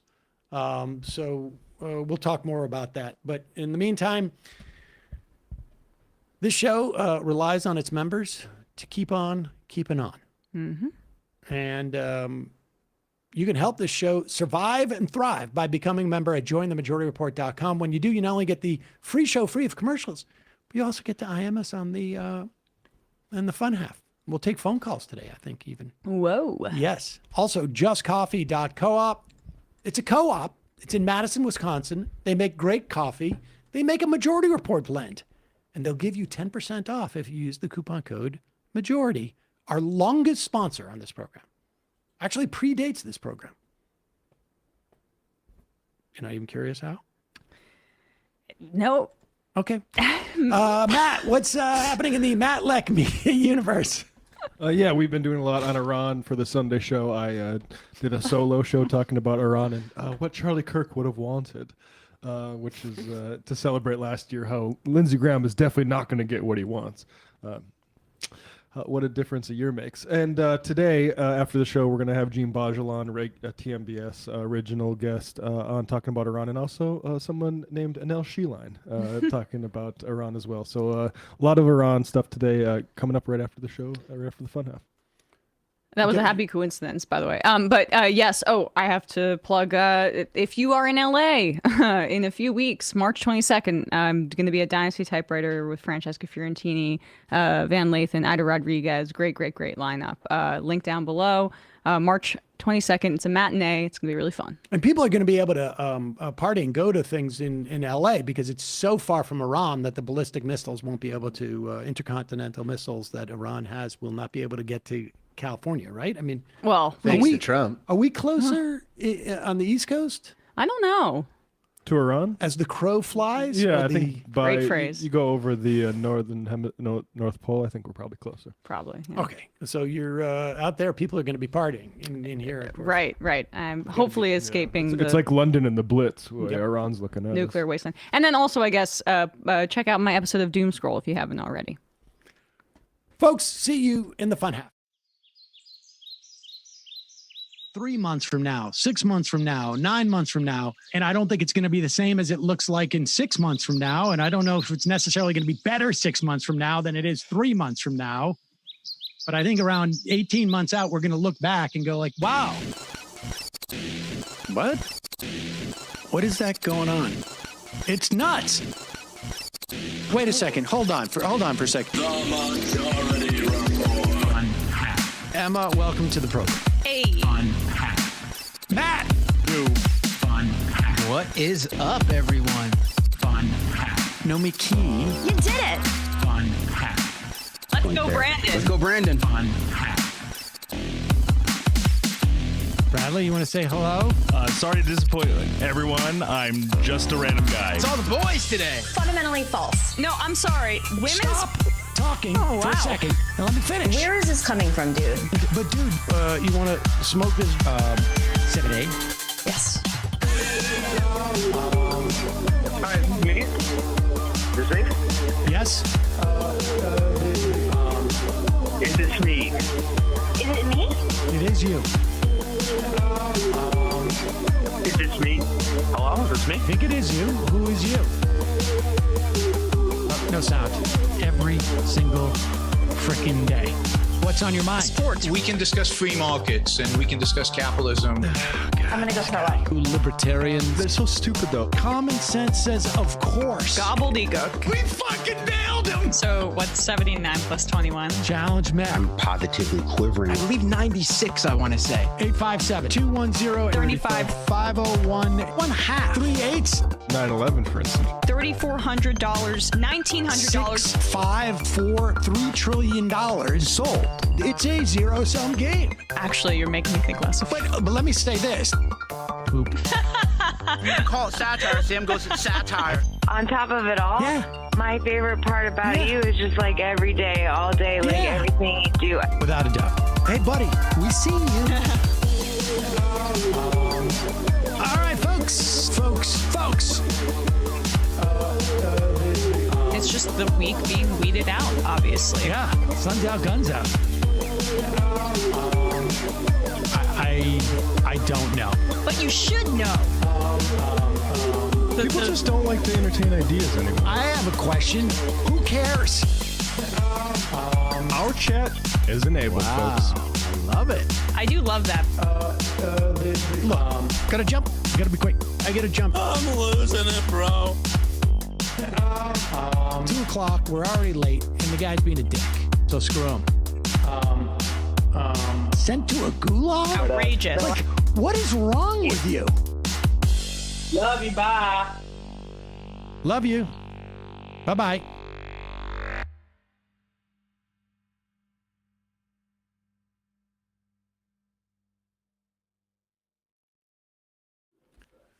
We are back.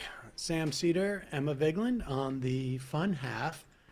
Special Edward, are you guys going to talk about the fact that some American military commanders are telling troops that the war in Iran is all part of God's plan? What the serious F? Yeah, Jonathan Larson reported that out. I am not surprised. You go back to the Iraq War, there was a famous Air Force general who was in front of a stage talking about how our God is better than their God, and that's why we're going to win. And Pete Hegseth said something similar to that yesterday when he said that something like no people who believe in like Islamist prophets should be allowed to have a nuclear weapon. Well, he has a Crusades tattoo, which means he's pretty cool with the idea of killing Muslims. Yeah. It's, we like the It should be purges. I mean, Hitchens wrote an essay about this in the Iraq War, and that was the one thing he was critical about the military during that time is too many Christian fundamentalists. They should not be allowed in leadership roles. It's insane. The West will pretend like Muslim people are the only people motivated by religion to pursue bloodshed, but of course this is just a racist mythology that obscures, the Christian nationalism that drives so many of the neocons and the Republicans. How can you say that, Emma? We have such a wonderful Christian leader, Speaker of the House.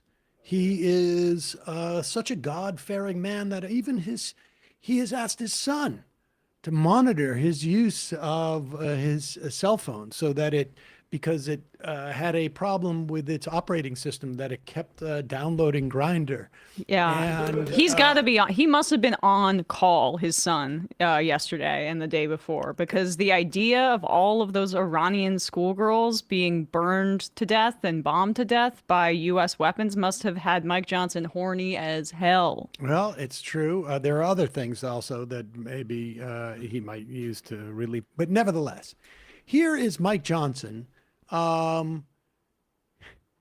trying to explain that the bombing of Iran by the United States and Israel,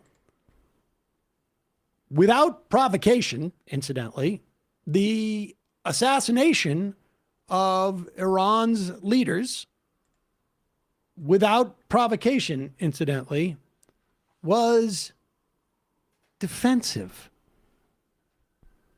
To me, the most critical point is that this was a defensive measure, a defensive operation. And why is that? I took some notes, and this is not classified, so I'll tell you what I think is important. Israel was determined to act in their own defense here, with or without American support. Why? Because Israel faced what they deemed to be an existential threat. Iran was building missiles at a radical and a rapid clip to the point where our allies in the region could not keep up. As you know, Iran has long vowed to take out Israel, wipe it off the map, and they have long seen that as a critical threat to their very existence. Because Israel was determined to act, with or without the U.S., our commander-in-chief and the administration and the officials I just named had a very difficult decision to make. They had to evaluate the threats to the U.S., to our troops, to our installations, to our assets in the region and beyond. And they determined, because of the exquisite intelligence that we had, that if Israel fired upon Iran and took action against Iran to take out the missiles, then they would have immediately retaliated against U.S. personnel and assets. We have troops in harm's way, and we have many Americans in the region, and that was of a great concern. If we had waited for all of those eventualities to take place, the consequences of inaction on our part could have been devastating.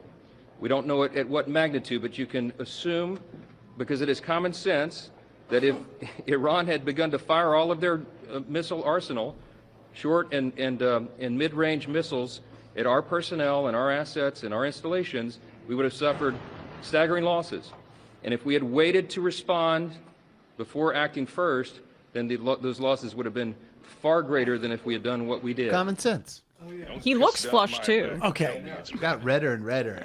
First off, he's getting excited. First off, just even taking the most basic assertion, there is no reason to believe that if we were aware that Israel was going to strike, that we would be any less prepared for an Iranian counterstrike than if we had struck first. We in no way diminished their capacity to return fire. So that part of the lie is a lie. Then, of course, there's the part of like, oh, we have no control over Israel. We just have to follow what they do. And because they were prepared to attack we had alone? to do it. It's the only way we could be defensive because Israel was going to put us in harm's way. But I'm not really saying that, but that's what we're saying. So, I mean, obviously all of that's a lie. But the best part is that after Rubio says this and after Mike Johnson says this, everybody goes, oh, wait a second. Are you saying that the Israel dictates our, not just foreign policy, but what we do in terms of wartime? Is that really the case? And unfortunately, somebody heard, Donald Trump heard somebody say that on the TV. And so here he goes within hours sitting with the, is this with the German chancellor? He throws Johnson and Rubio under the proverbial bus. Mr. President, did Israel force your hand to launch these strikes against Iran? Did Netanyahu pull the United States? No, I might have forced their hand. You see, we were having negotiations with these lunatics, and it was my opinion that they were going to attack first. They were going to attack. If we didn't do it, they were going to attack first. I felt strongly about that. And we have great negotiators, great people that do this very successfully and have done it all their lives very successful. And based on the way the negotiation was going, I think they were going to attack first. And I didn't want that to happen. So if anything, I might have forced Israel's hand. Oh. Israel was ready and we were ready. We've had a very, very powerful impact because virtually everything they have has been knocked out now. Okay, so now Iran was doing the negotiations with America just to put us to sleep so that they could attack us. It almost sounds like exactly what you did, by the way. And what the U.S. did, but negotiating with Iran to lull them into a false sense of security while we've been then bombing them. We got the sense that they were trying to hoodwink us. So I forced Israel to attack Iran, and that's what I did. Now, why did they have to do it? Well, they had to do it because I told them to do it. And in fact, not only does Israel not tell me what to do, I tell Israel what to do. Here is Bibi. I told Bibi, go on Sean Hannity and tell everybody that I told you to attack Iran after I attacked Iran. This was last night, and Trump had tweeted out, like, in all caps, don't miss it. And I saw Jacob Kornblock of I forget which publication just said that he was acting like basically the PR person for Benjamin Netanyahu. So he was watching this interview. And I'd imagine that it wasn't just Mike Johnson and Rubio coming out and admitting basically that Israel dragged us into this and making Trump look like a cuck to Netanyahu, which he is, publicly. It was also this appearance last night where Netanyahu was basically laughing at the rest of us. Well, also, I wanted to say this. Rubio and Johnson, when they came out and said that we had to attack because Israel was going to, and it would have left us vulnerable, and so we just followed Israel's lead, they were basically walking us on a leash. They weren't freelancing. They didn't come up with this on their own. No. They were told this by the White House. And then when Trump hears how it plays, he goes, no, actually, it's the opposite. I forced Israel to do it, and I'll prove it by telling Sean Hannity to have Netanyahu on later tonight. Fair enough. What are your thoughts? Well, you're right. I did have spoken about it for decades, and I try to persuade.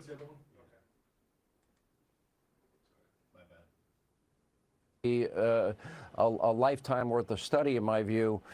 And I want to ask you this, you know, there are people that say, well, the prime minister of Israel dragged Donald Trump into it. And as somebody that's been friends with him over 30 years, nobody drags Donald Trump into anything, number one, but I want to get your reaction to that.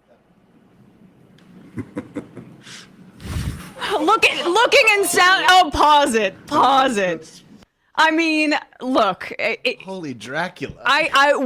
God. Sean, give me 1 second so I could look as evil as completely disingenuous as possible. Allow me to fake laugh. So some people called me the Hitler of the 21st century. Oh, that's laughable, Sean. Did you hear me? But I want to lean into it. It's yes. laughable. That's my proof that I laughed.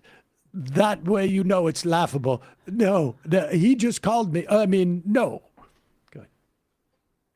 Trump into it. And as somebody that's been friends with him over 30 years, nobody drags Donald Trump into anything, number one, but I want to get your reaction to that. Bond villain. Well, right. I mean, that's ridiculous. Donald Trump is the strongest leader in the world. He does what he thinks is right for America. That's right. He does also what he thinks is right for future generations. And frankly, we're partners in that effort because I've devoted my life to securing the life of the one and only Jewish state. And believe me, it's been a struggle. I've known the pangs of war. I lost a brother in war and in battle. I myself fought terrorists and was wounded in liberating hostages from a hijacked plane. I held a fellow soldier in my arms when I was 18, and he died in my arms. I know the cost of war, but I know sometimes that war is necessary to protect us from the people who would destroy us. And that's what free societies have to understand. Trump's like, I also had an 18-year-old die in my arms. Oh, yes. He looks ill. He looks ill. I mean, I think, the time doesn't go on forever for everybody, for anybody, really, for that matter. And that's the kind of answer you give when you're like, I've got 6 weeks. And this may be the last time I'm on Hannity. Hopefully. But I've gotten everything I've always prayed for.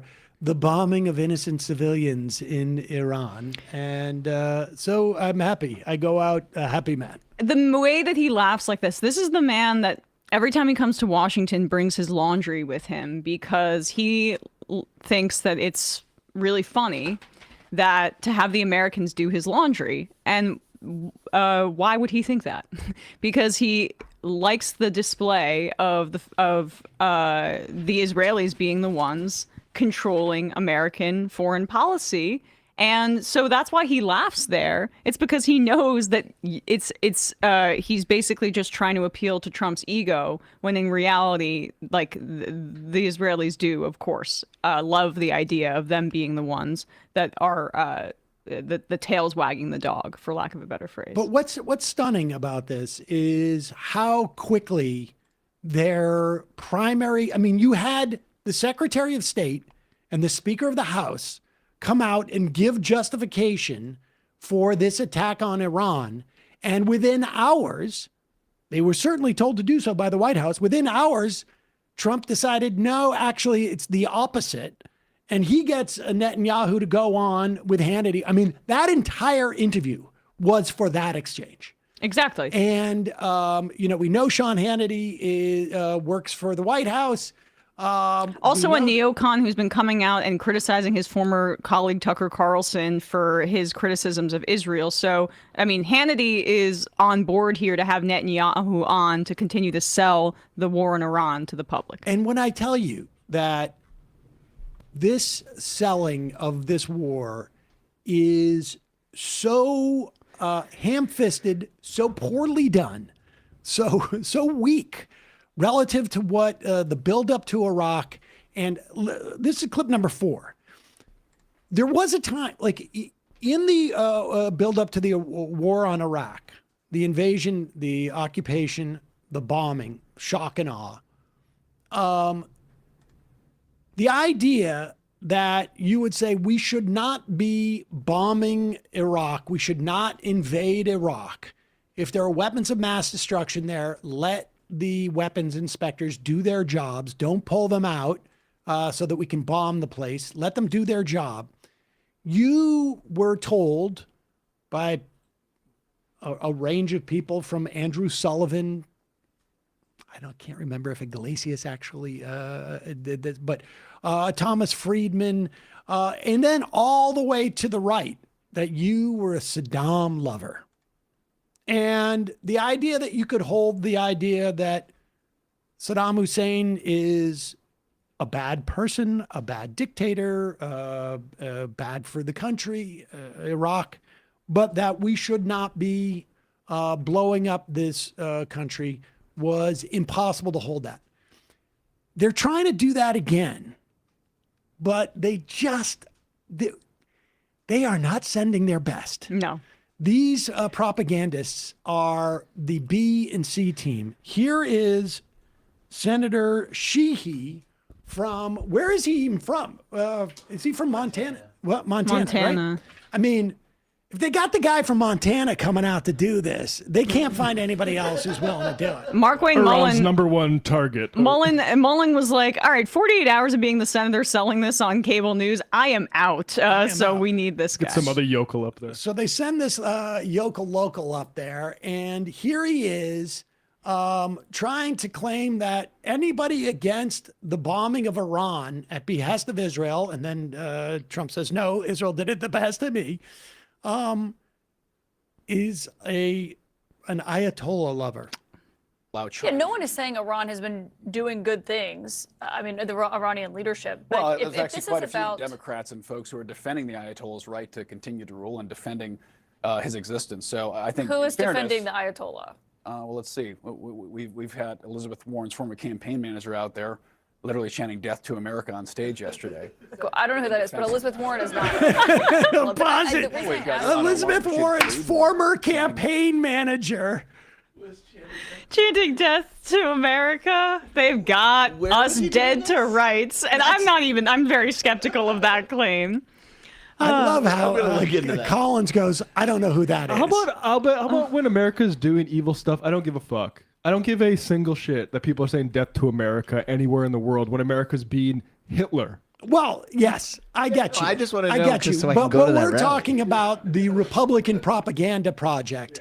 And when they're out there within 24 hours of this bombing, and the best they can do is talk about Elizabeth Warren's former campaign manager. We don't know from which campaign, incidentally. Right, and she could, and who knows? Elizabeth Warren could be orchestrating this all together. I mean, she's basically the Ayatollah sleeper cell here in the United States. It's just they are not prepared for this, even with the rule. I mean, understand. The mainstream corporate media loves a war. They cannot help themselves. And they want to be able to echo this stuff, but they you have to give them something. Collins is like, I don't know who that is. So it's a little bit difficult. There was a guy on YouTube I saw who said this. I mean, that's what the level we're at here. I go back a little bit and just watch how lame their propaganda is. Did he not think that he was going to be asked a follow-up question about this? Things. I mean, the Iranian leadership. But Well, if there's actually this quite is a few about Democrats and folks who are defending the Ayatollah's right to continue to rule and defending his existence. So I think who in is fairness, defending the Ayatollah? Well, let's see. We've had Elizabeth Warren's former campaign manager out there literally chanting "Death to America" on stage yesterday. I don't know who that is, but Defense of Elizabeth the Warren is not defending the Ayatollah. But the reason We've I got ask Ilhan you, Omar and Rashida Tlaib who are saying that this is the New York Times publishing an obituary describing me as an avuncular cleric. I think that was the Washington Post, but again, that's not a lawmaker, that's not a Democrat who is saying that this is what they did. But the reason I ask why this is happening is because we hear a bunch of different reasons from the administration. It doesn't seem like there's anyone settled on one reason. I mean, you just said regime change. Secretary Heggs had said this morning it's not a regime change war. I think the reason you're hearing so many varied reasons is the varied threats this regime presents. Yeah, no one is saying Iran has been. Nice try. Scroll down to the next one because there's another clip. This clip No, right it's there. not. No. Go down. That one right there. Yeah. It's an image. Oh wait. There's another clip in what I sent. Okay. Where he had said something completely different a couple of months ago. Dave Weigel looked into this. He said, I checked with old Warren staff to figure out who he could be talking about, and the consensus is that he must think Calla Walsh, who worked for Markey, not Warren, and was her campaign manager. So he didn't even get that right. Well, I'm on her Wikipedia. She volunteered for the campaign. She was not a campain manager for Liz Yeah, Warren. that's Campaign volunteer? Yeah, a campaign that's volunteer. absurd. Yes, I mean, but this is the thing: is that this is what clearly Democratic leadership believes, and it just spills out in those certain circumstances. Wait a second. I just put this in there. That same guy was on CNN in June of 2025. Now, this is a long time ago. It's almost over 8 months ago. 6, 7, 8, 6, 7. Somewhere around there. And here is that same guy explaining to you something radical has changed in the past 6 months, apparently. Do you support regime change in Iran? Regime change can only come from one place. That's the people of Iran. They have to make that decision. We've learned that the hard way in Iraq and Afghanistan. I was part of both those wars, where we chose to change regimes. And guess what? We ended up there in a long time in a war we didn't understand, fighting for something that not all Americans agreed with. So regime change comes from one place. That's the people of Iran making the decision to decide if they want to continue to live under the yoke of a murderous regime, or if they want to overthrow that regime and return to the relative prosperity and freedom that Iran once enjoyed 46 So you think years the ago. president should rule out regime change in Iran?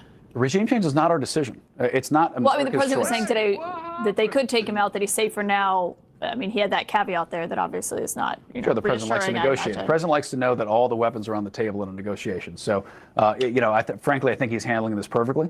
I think he's making it clear, like he has in most of his other negotiations, that anything is on the table. But I think he's also been very clear that he doesn't want to be opening up new fronts of war anywhere, but especially in the Middle East, where we've been, frankly, fighting nonstop for almost half. Is a strike on... Those weapons of mass destruction got to be somewhere. Nope, no weapons over there. Maybe under here. Yeah. The problem too with this Trump giving like the timeline about how long this is going to take means that the people of Iran that they're saying need to rise up and like cement this regime change are gonna need a little bit more time than that. The idea that there's a stop, or there's an expiration date, even if if we're taking their stated objectives at face value, it means that you're creating like a time limit for this supposed takeover that just puts the protesters in Iran in harm's way. The idea that I would be an Iranian dissident and I would rely on and trust Trump or Netanyahu to do anything to help me, I think is very, very hard to There's a believe. significant amount of Kurds in Iran who may have learned that lesson. They may have. And I think, the point is just that they want to maximize the chaos so that it's very difficult for Iran and to fund Hezbollah, to even, fund Hamas or fund any opposition to Israel. And they see this as like a short time frame where they can do that. I think this is more about the Strait of Hormuz and the Persian Gulf. I mean, I think this is about making sure that there is there's unfettered threat to shipping through there, and that the U.S. can have control of that to the extent that there are people who even have enough mental capacity to come up with a ridiculous sort of desire or theory. I think Trump, honestly, this is literally there was more involved when I was playing with army men as a 7-year-old in establishing. I really do think that his brain is just completely mush. Speaking of mush brains, Jared Moskowitz, quote, they should just rename it. This is before the strike last week. They should just rename it the Ayatollah Protection Act, because that's what it does. Speaking of the War Powers Resolution that's the Dems are going to be voted on. So it is, there's some bipartisan support for this sort of you support the terrorist blackmail. Is he that guy from Florida? Yep. Oliver Larkin is Oliver running? Larkin. We had him on Left Reckoning. We should get him on this show. Florida's 23rd, I believe. Let's talk a little bit about this third way thing. And then maybe we can take a call or two. This is important because since prior to Kamala Harris losing the election, there has been a very quiet internecine war within the Democratic coalition that was being waged by the billionaire class.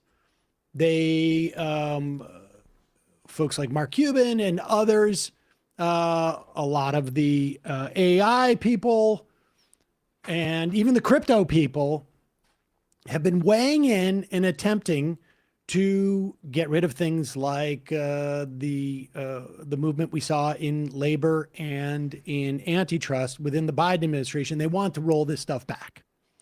And they have a tremendous amount of money, but a very, very increasingly dwindling constituency to whom they sound reasonable, because there's just this massive wave of populism. Whether, you can look up what's happening in Maine, you can look at what's happening in Nebraska, you can look at what's happening in North Carolina 11th, hopefully, but in New Jersey, in Manhattan, across the board, this is happening, and they are fighting.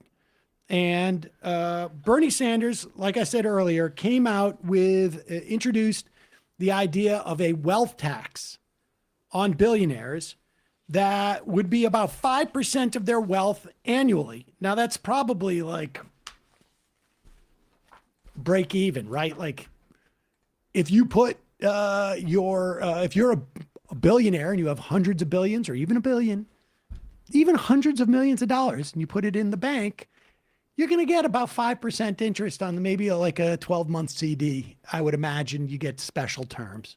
And that begins to eat a little bit away, tiny, tiny bit at your wealth. Not even. And we should have a lot of other structures that would inhibit the ability to accrue that kind of money.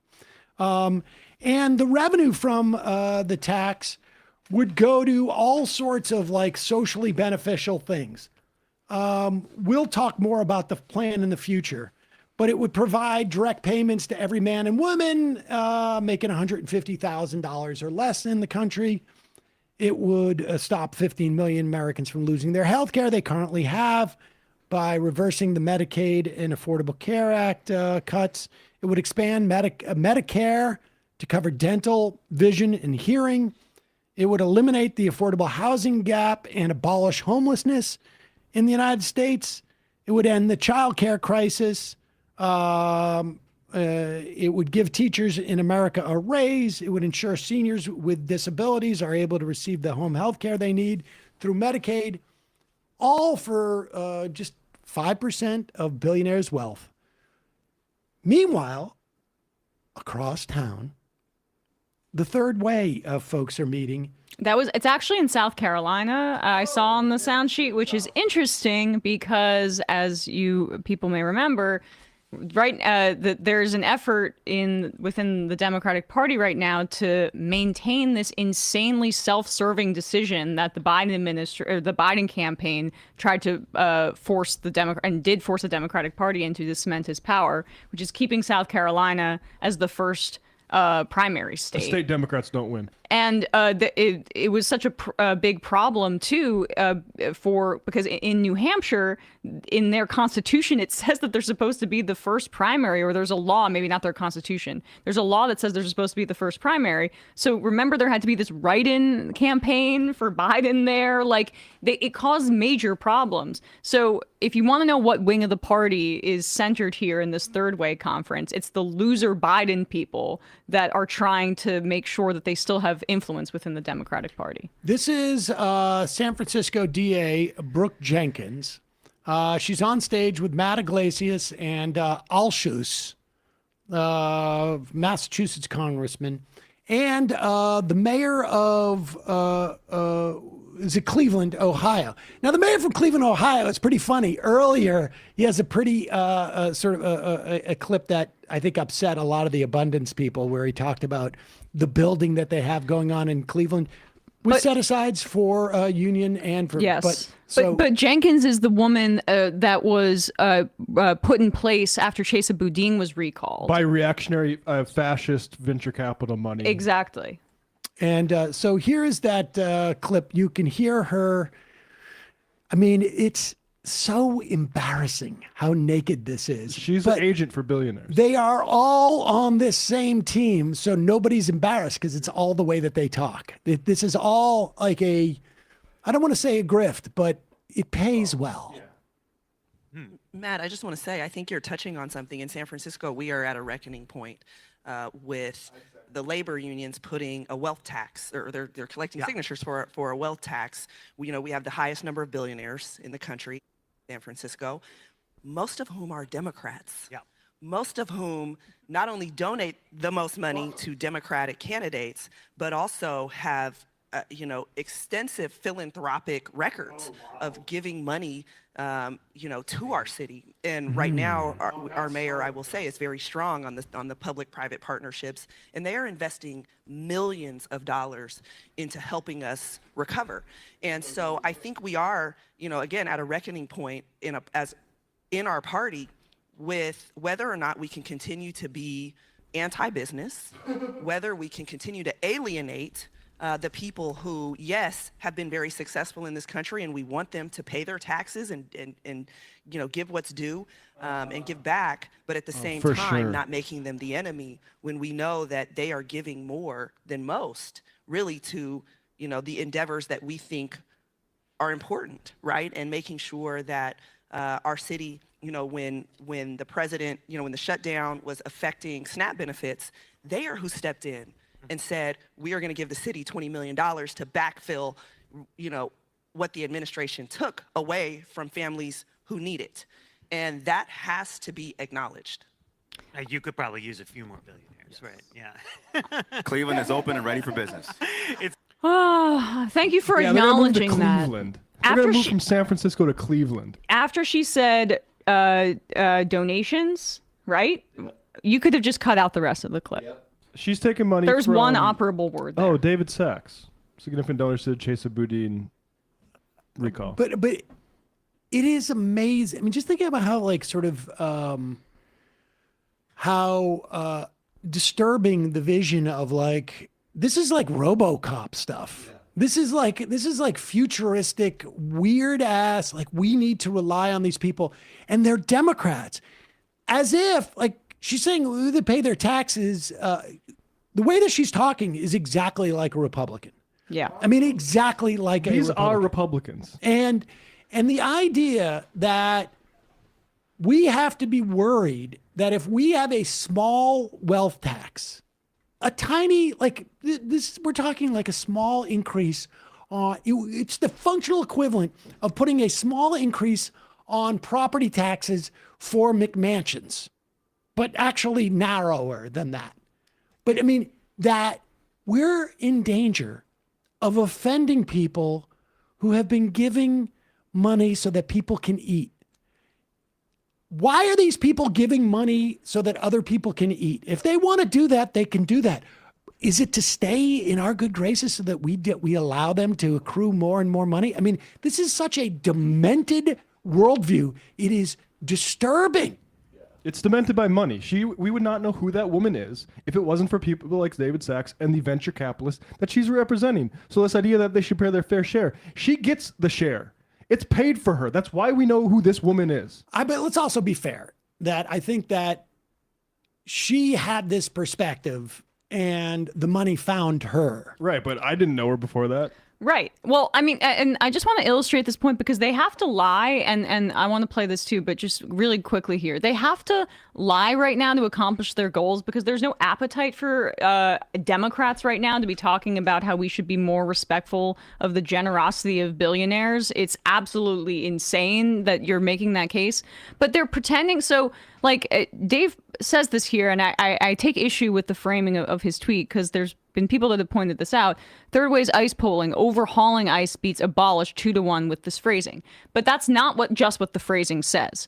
If you look actually at what it's beating, what the overhaul is beating, it says we need to abolish ICE and halt all immigration enforcement inside the country. And they're pretending that their position is stronger than the actual text of what is said there. So they are obscuring the truth. And other people, I wasn't the only one that saw this and noticed this on Twitter, because abolish ICE has become essentially the majority position in the country, and the only way that they can explain that away is to be dishonest. And I'm sorry, if you are a fool, if you think any one of those losers is actually going to hold ICE accountable in any meaningful way. And honestly, what is like the words hold ICE accountable for violence and abuse and overhaul the agency, but not abolish it entirely? What are we maintaining? The name? They'll do none of It's that. like, no, but people are supporting that. Like the idea that you have 65% for holding them accountable and overhauling it. Like, what is it that they worry about abolish when it's halt all immigration enforcement inside the country? It's just absurd. But with David Sachs, and I'm not sure who else funded this recall effort, but I would imagine that there was some Peter Thiel money behind it. They don't want ICE to be abolished.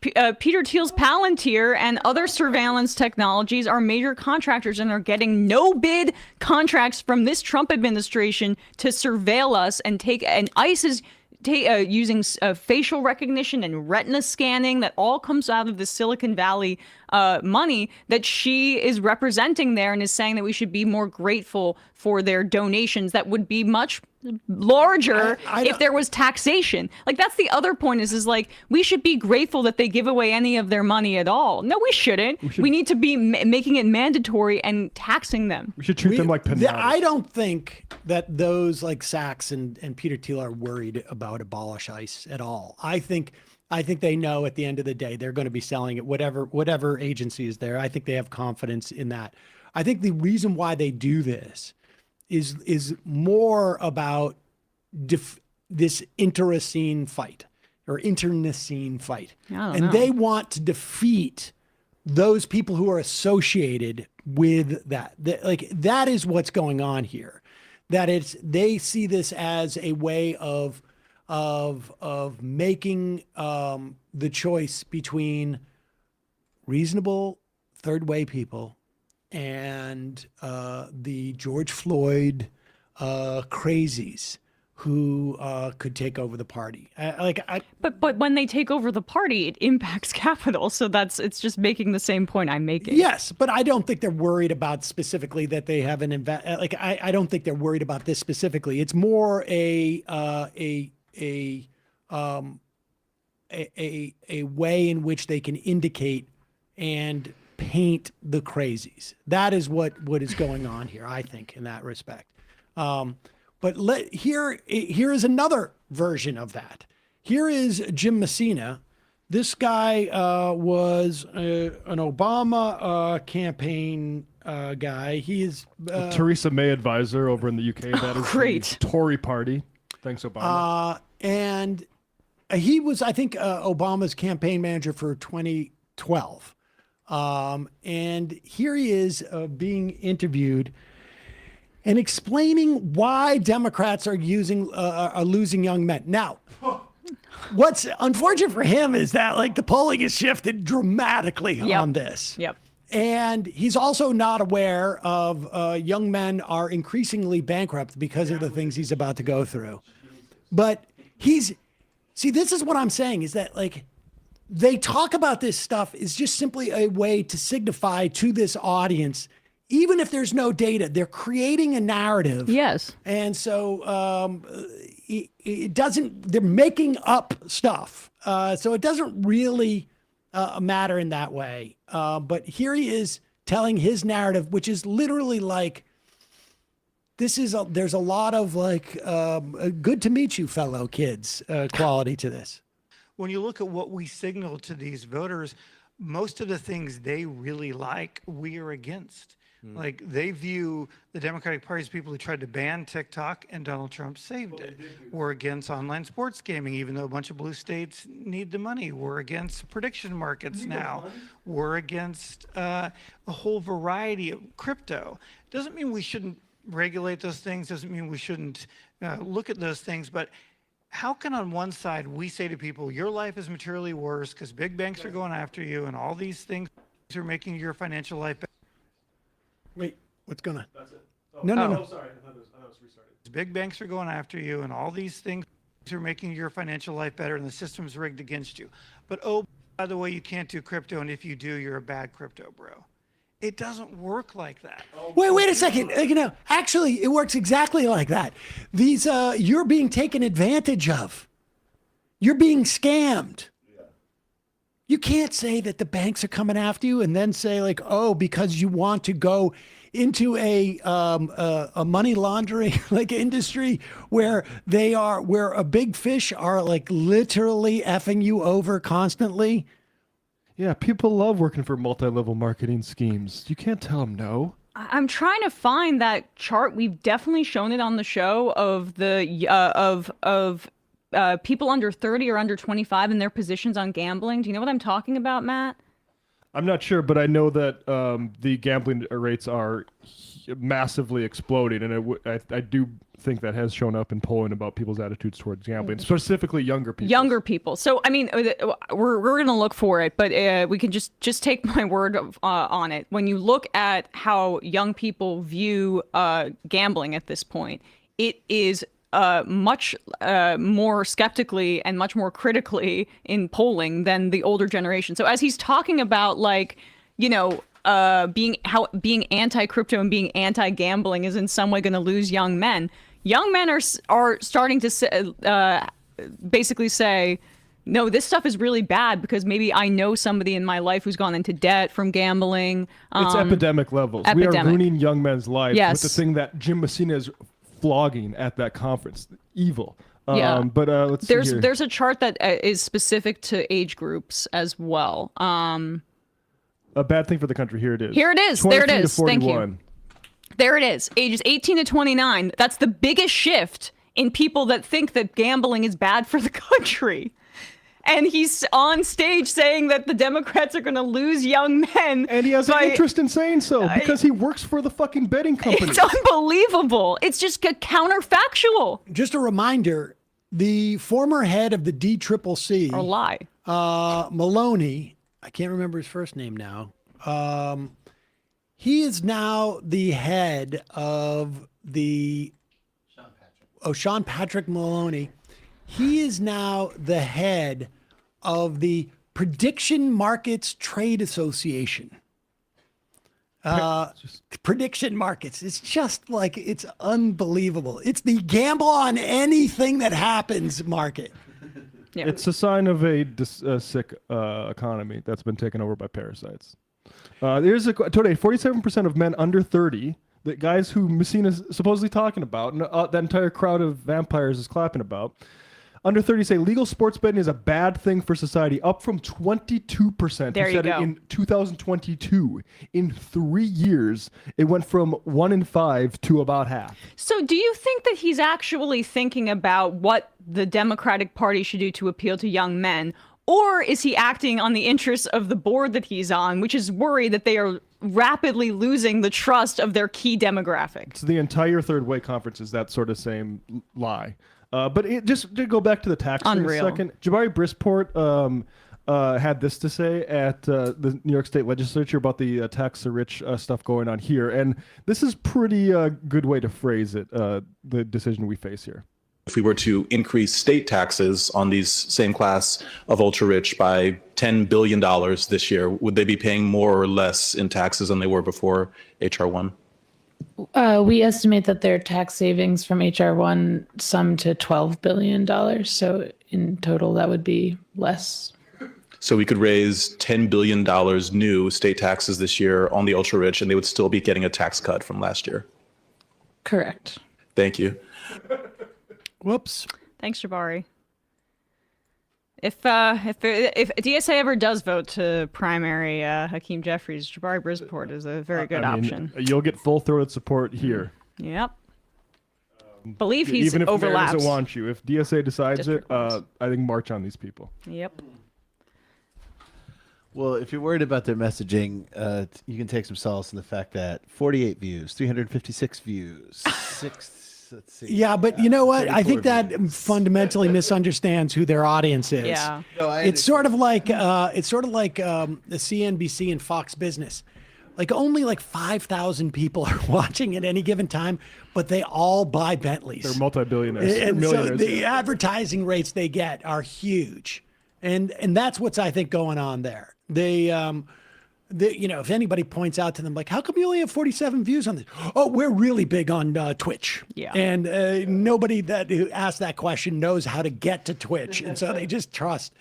But it's literally for them to show, it's for them to show the people in the audience. Well, I mean, that's Barry Weiss's greatest skill is that she's convinced really, really wealthy men that she knows what the kids are thinking. Yeah, exactly. Right. But I agree with everything you believe about billionaires and the left and Zionism, but I know how to communicate it to the children. Exactly.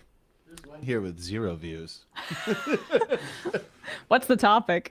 It's got 4, Brian. It's got 0 comments, okay? Oh. Look, it said 0 here. Actually says no views. What's the topic? Well, that's the same thing. Take 5, fighter. I don't know. Oh. It's, Fight. let's see. Gretchen Barton, founder of Worthy Strategies, breaks down the kind of fighter Americans are looking for. Oh, for sure. A fighter. It's how they're going to simulate being Zora Mamdani without any of the social. 100%. I mean, it's the same thing with the affordability thing where, I mean, they just say affordability and then there's nothing else. Should we play Melania at the UN? I would like to, sure. Okay, let's do that. There's, I think people are familiar with like give with one hand, take with the other. Well, here Melania is She's girl bossing. She's girl bossing.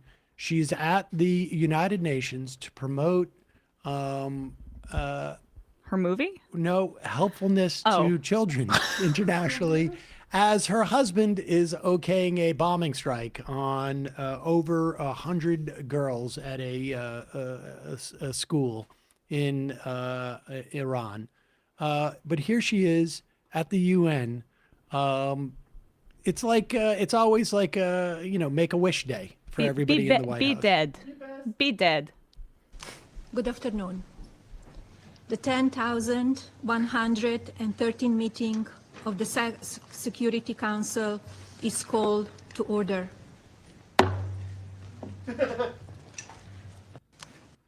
Okay. I've been allowed to represent the country.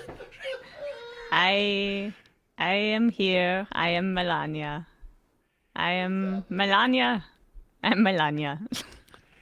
Hello. Hello. It's like Laka. I mean, it really is. It's amazing. Yes. What would be honestly almost make the entire presidency worthwhile is if at the end, after Trump passes away, Melania just goes like this, and it's Andy Kaufman. That would make it all worthwhile. It's so funny to have a nativist fascist freak out, and the wife, first lady, is an immigrant that barely speaks English. Probably After- came as undocumented. Yeah. I do like the God, that's Mike Waltz right behind her, right? Who's the actual UN American representative. They're just praying that she knows how to read.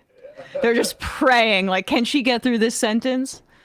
I mean, that wasn't the clip I sent, I thought, but Jobby Boonier, she's lived here for 30 years. Why the F does she sound like that? It is amazing that so much of the MAGA movement is built upon the idea that immigrants don't assimilate. And I have a theory about this.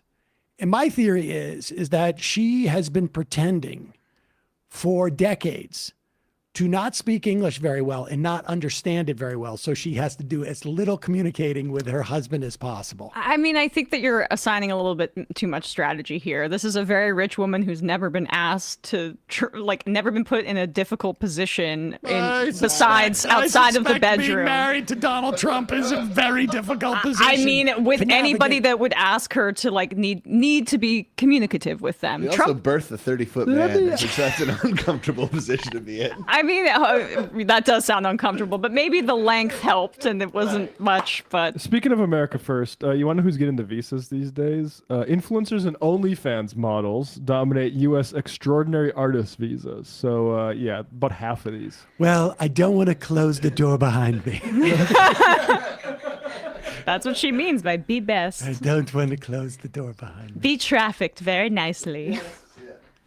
What? So why did she get to do this? Is this because she's not revealing the worst of Trump's Epstein stuff? Coupon code 777 gets you into my documentary. 10% off. He's keeping her happy for some reason. Folks, we'll take 2 phone calls at 646-257-3920. 646-257-3920. 646-257-3920.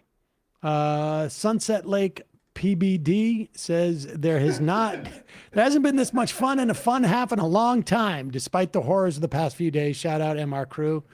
Bisexual lighting for man now. I can't believe Trump has slipped up and publicly said he bought Melania.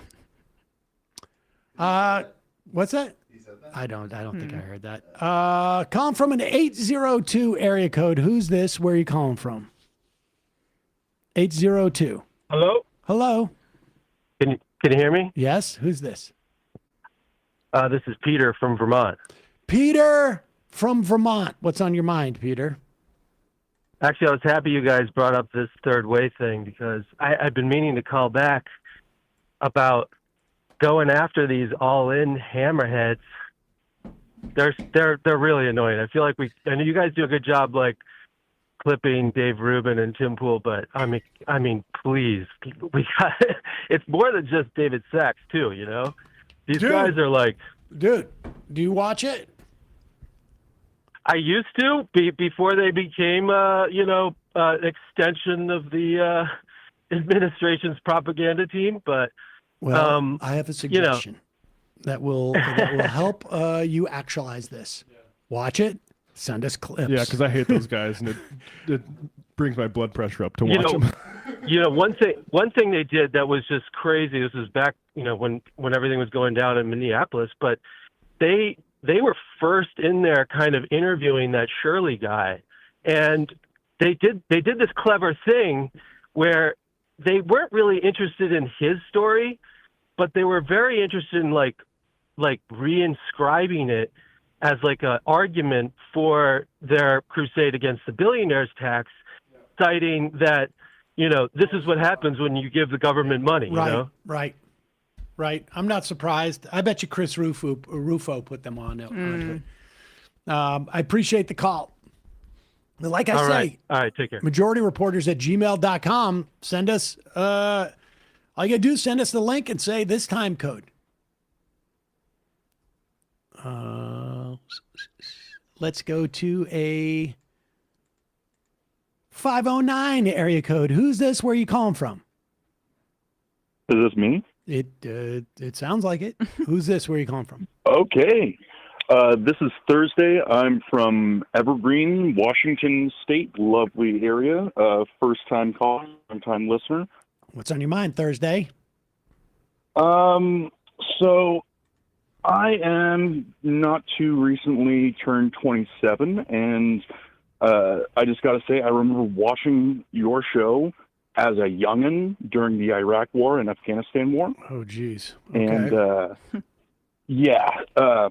and I just got to say, the temporal whiplash that we're seeing right now is mind-boggling. I've been working on a video essay script for about 2 months now, and I've had to constantly go back to the drawing board because, first it was the invasion of Venezuela and the kidnapping of Maduro, still in jail, by the way.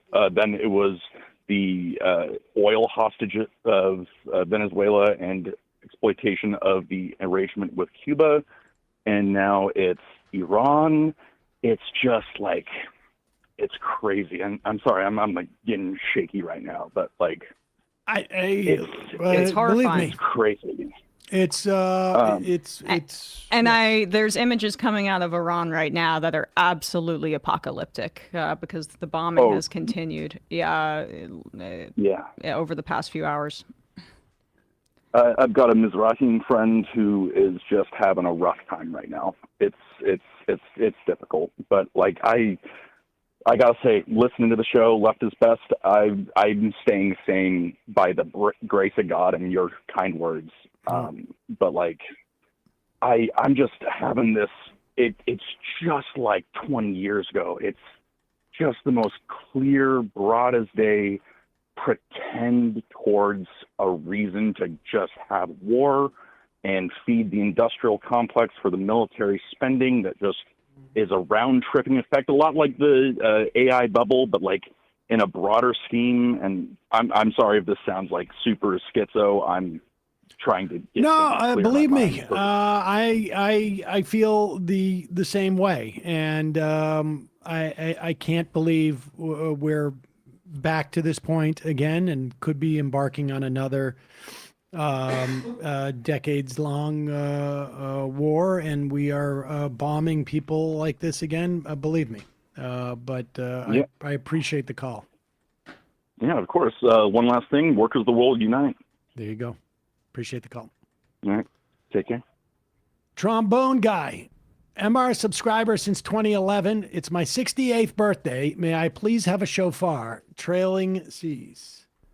Nice. Yes, you can. Oh, wait. What's going on here? Oh, that was it. Here you are. Watch Harry Emden. Folks, that signals the end of the phone call portion of our program. I said 2 callers, and I meant it. Got a couple of... Crimes? There you go. I You gotta got a stim a little bonus crime. Exactly.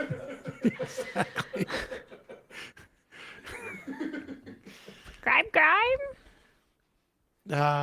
Wool crime.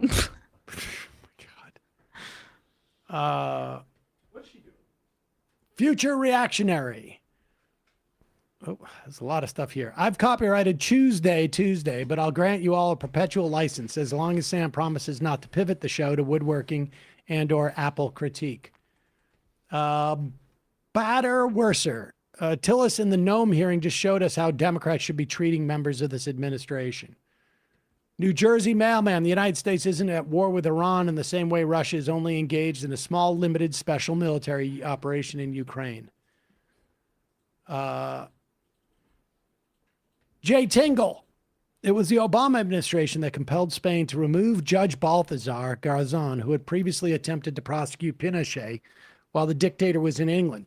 Garzon also attempted to prosecute CIA agents who kidnapped people in Spain as part of the global war on terror. Cheney tried to get rid of the judge. Obama succeeded. There you go.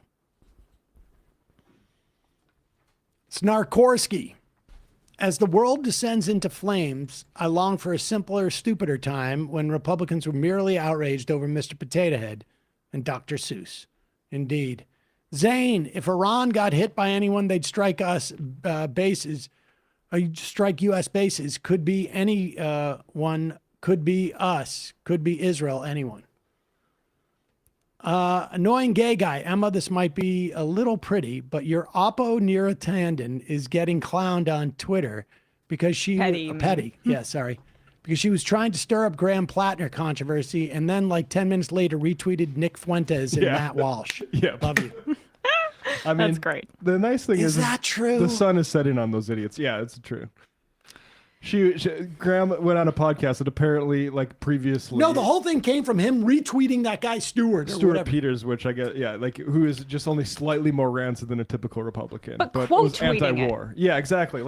I'm sorry. Need to grow you the can't, fuck up. You can't quote tweet somebody, and that's supposed to be an endorsement. You could be you're responding to the clip. It's so infantile. She retweeted Fuentes and Matt Walsh. Yes.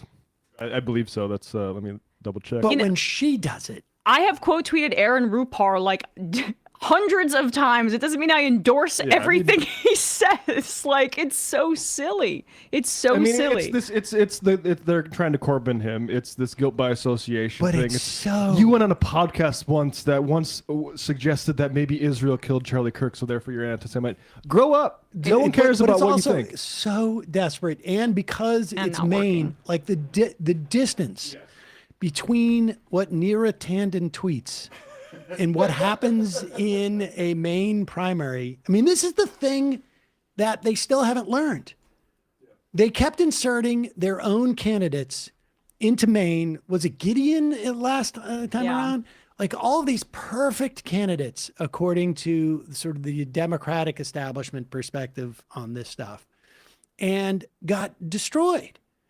And they keep projecting. It's actually awesome in a way, because in the same way that you were talking about, like where Mearsheimer says, like, Israel has to project like total overwhelming strength because they need to show that. Yes. When they are harming themselves now because they're banging, like they're taking their gun and they're slamming against this sort of like iron wall, and it's breaking their guns. Yep. Like there's a time where you got to decide, like, you know what, I got to keep my powder dry because right here I'm just going to use up my powder. They've hurt the Western democracies significantly. The Labor Party wouldn't be where it is without this sort of bullshit. And they're going to try to do it here too. And, hopefully we can condition people to ignore these people entirely, because they are a huge problem for having an actual intelligible, discussion about any of these issues. They are liars. Alex B., can you address Graham going on that Nazi podcast and telling the host, I'm a longtime fan, I'm being genuine here, like him, but fear Collins may have tons of oppo on him. Okay. First off, I don't know what the podcast is. It's not a Nazi podcast. It's a vet podcast, and they wondered, I guess, and I don't care enough to look even farther than this, but that Israel may have killed Charlie Kirk, which I'll be honest, entertaining the idea that Israel does political assassinations, fine to me. It's also, I think it's a bizarre theory, but the idea that he has listened to every utterance on a podcast and shouldn't go on a podcast. I mean, look, you can argue, I think that a candidate should be much more circumspect about which podcast he goes on. But if you are arguing that he is a secret Nazi, I can tell you that is absurd. That is absurd. I think Trump went on a lot of podcasts. I think a lot of Democrats after Trump won were like, we need to get on podcasts. And now those same people are like, well, let's pour through. Let's put all their podcasts into AI and see the most problematic thing we can throw at this person. It's disgusting. Not like that. And also, we need to win back young men, but not like that. But even putting all that aside, all the premise of all this is that he's a secret Nazi. Yeah. And that is a function of his Totenkopf tattoo, which we know about because he had promised his brother and his Jewish sister-in-law that he would perform some song, in his underwear at their wedding. I really think if he was a secret Nazi, he would have been a little bit more circumspect at a wedding with half Jews. Yeah. And all the donations he gave to like Kamala Harris and the Democrats of the past 10 years, that was just to throw people off of the scent that he was. And look, it's been reported. He was a fan of their show. He's a fan of Michael's show. He's a fan of Matt's show.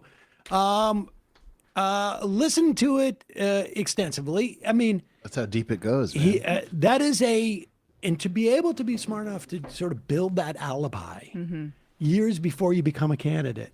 I mean, that's what it needs to be judged. You can say, if it is your opinion that if someone had bad opinions 10 years ago, I will not vote for them. Or if someone doesn't know what a Totenkopf is, I'm not going to vote for them. That at least be explicit that that's the judgment, but make the case that he's actually a Nazi, and all the people who know him in Maine, and there would be plenty now, right? Like That's Ryan can tell you, this Maine, you're not going to be able to hide who you are because everybody knows you there. Yep. This is a different situation. This is not like this is where he grew up. This is where he lived. I mean, Also, a state where Paul LePage was the governor. You can just be a Nazi and win. That's the other thing. I gotta Why would run. you have Can we do a one shot? Yeah, it's okay. I have an appointment, but we can. I'm sure we'll get a million more IMs about this You stupid said garbage. 240 and it's 237. I was about to land. Well, this thing I'm over right this. now. I'm over this. I'm over this. I'm over another the- IM yeah. about this garbage. People need to grow the fuck up. Honestly, like this. I love you guys. I'm just like, come on. The come idea on. the idea that Maine has this guy leading and they're not aware of all this stuff. No, they resent people like you. Like and that's everyone near a tangent to the ultra left. People don't give a fuck. I don't about think this. I don't even think they're aware of it. I talked to Nathan Bernard, and apparently there's a lot of resent that people from around the country are trying to dictate narratives about their Senate primary. And I mean, it makes sense to me as a North Dakotan. People feel the same way. Like, and everyone who has these anxieties, whether it is an ultra leftist who thinks that the only solution is to read more theory and buy guns, or a near tandem type, y'all are past. Goodbye. Spaghetti brains, for the sake of 1,000 Fs. If Plattner was a Nazi, he wouldn't have to lie about it. Look around you. Nazis aren't hiding anymore. Grow up. Keiju Beetle. If people don't want a secret Nazi to win in Maine, then put out a candidate with better policies. Oh, wait a second. Maine Postman. Bernie went on Joe Rogan. He must be a secret Nazi. The same people said the exact same shit about Bernie going on Rogan. Listen, but that's even a different argument, right? Because that's an argument of how much Bernie is validating Rogan. It's a separate argument, it seems to me. I don't know if it's necessarily any more or less valid, but the point is that all of this is supposedly to prove that he's a secret Nazi. If you accept the fact that he is not a secret Nazi, all of this is just like, oh, he should go on different podcasts. I mean, that's basically what it is. But they cannot come out and articulate that because once they do, it all falls apart. Why would you do this? It doesn't make any sense. I think places like CNN and etc. have a worse effect on the world than these fucking podcasts. dickhead. I could have made a shit load of money over the weekend if I could access Polymarket. The Jimmy. God, I love when Sam says, just remind people as a reminder. Jobby Boone, you're good to remember Weigel consistently misrepresents public opinion reporting about law enforcement and policy. It was always holding the rightward line on police funding in 2020, 2022. Carl Dem Sock, and has a much larger impact on their good thing. I don't know what that means. Okay. 2 more. Krusty Gnome. Boots on the ground in Iran is insane. Country is a fortress. Afghanistan terrain on steroids probably go worse for us than Afghanistan. And the final IM of the day. But what if Jesus comes back to help us?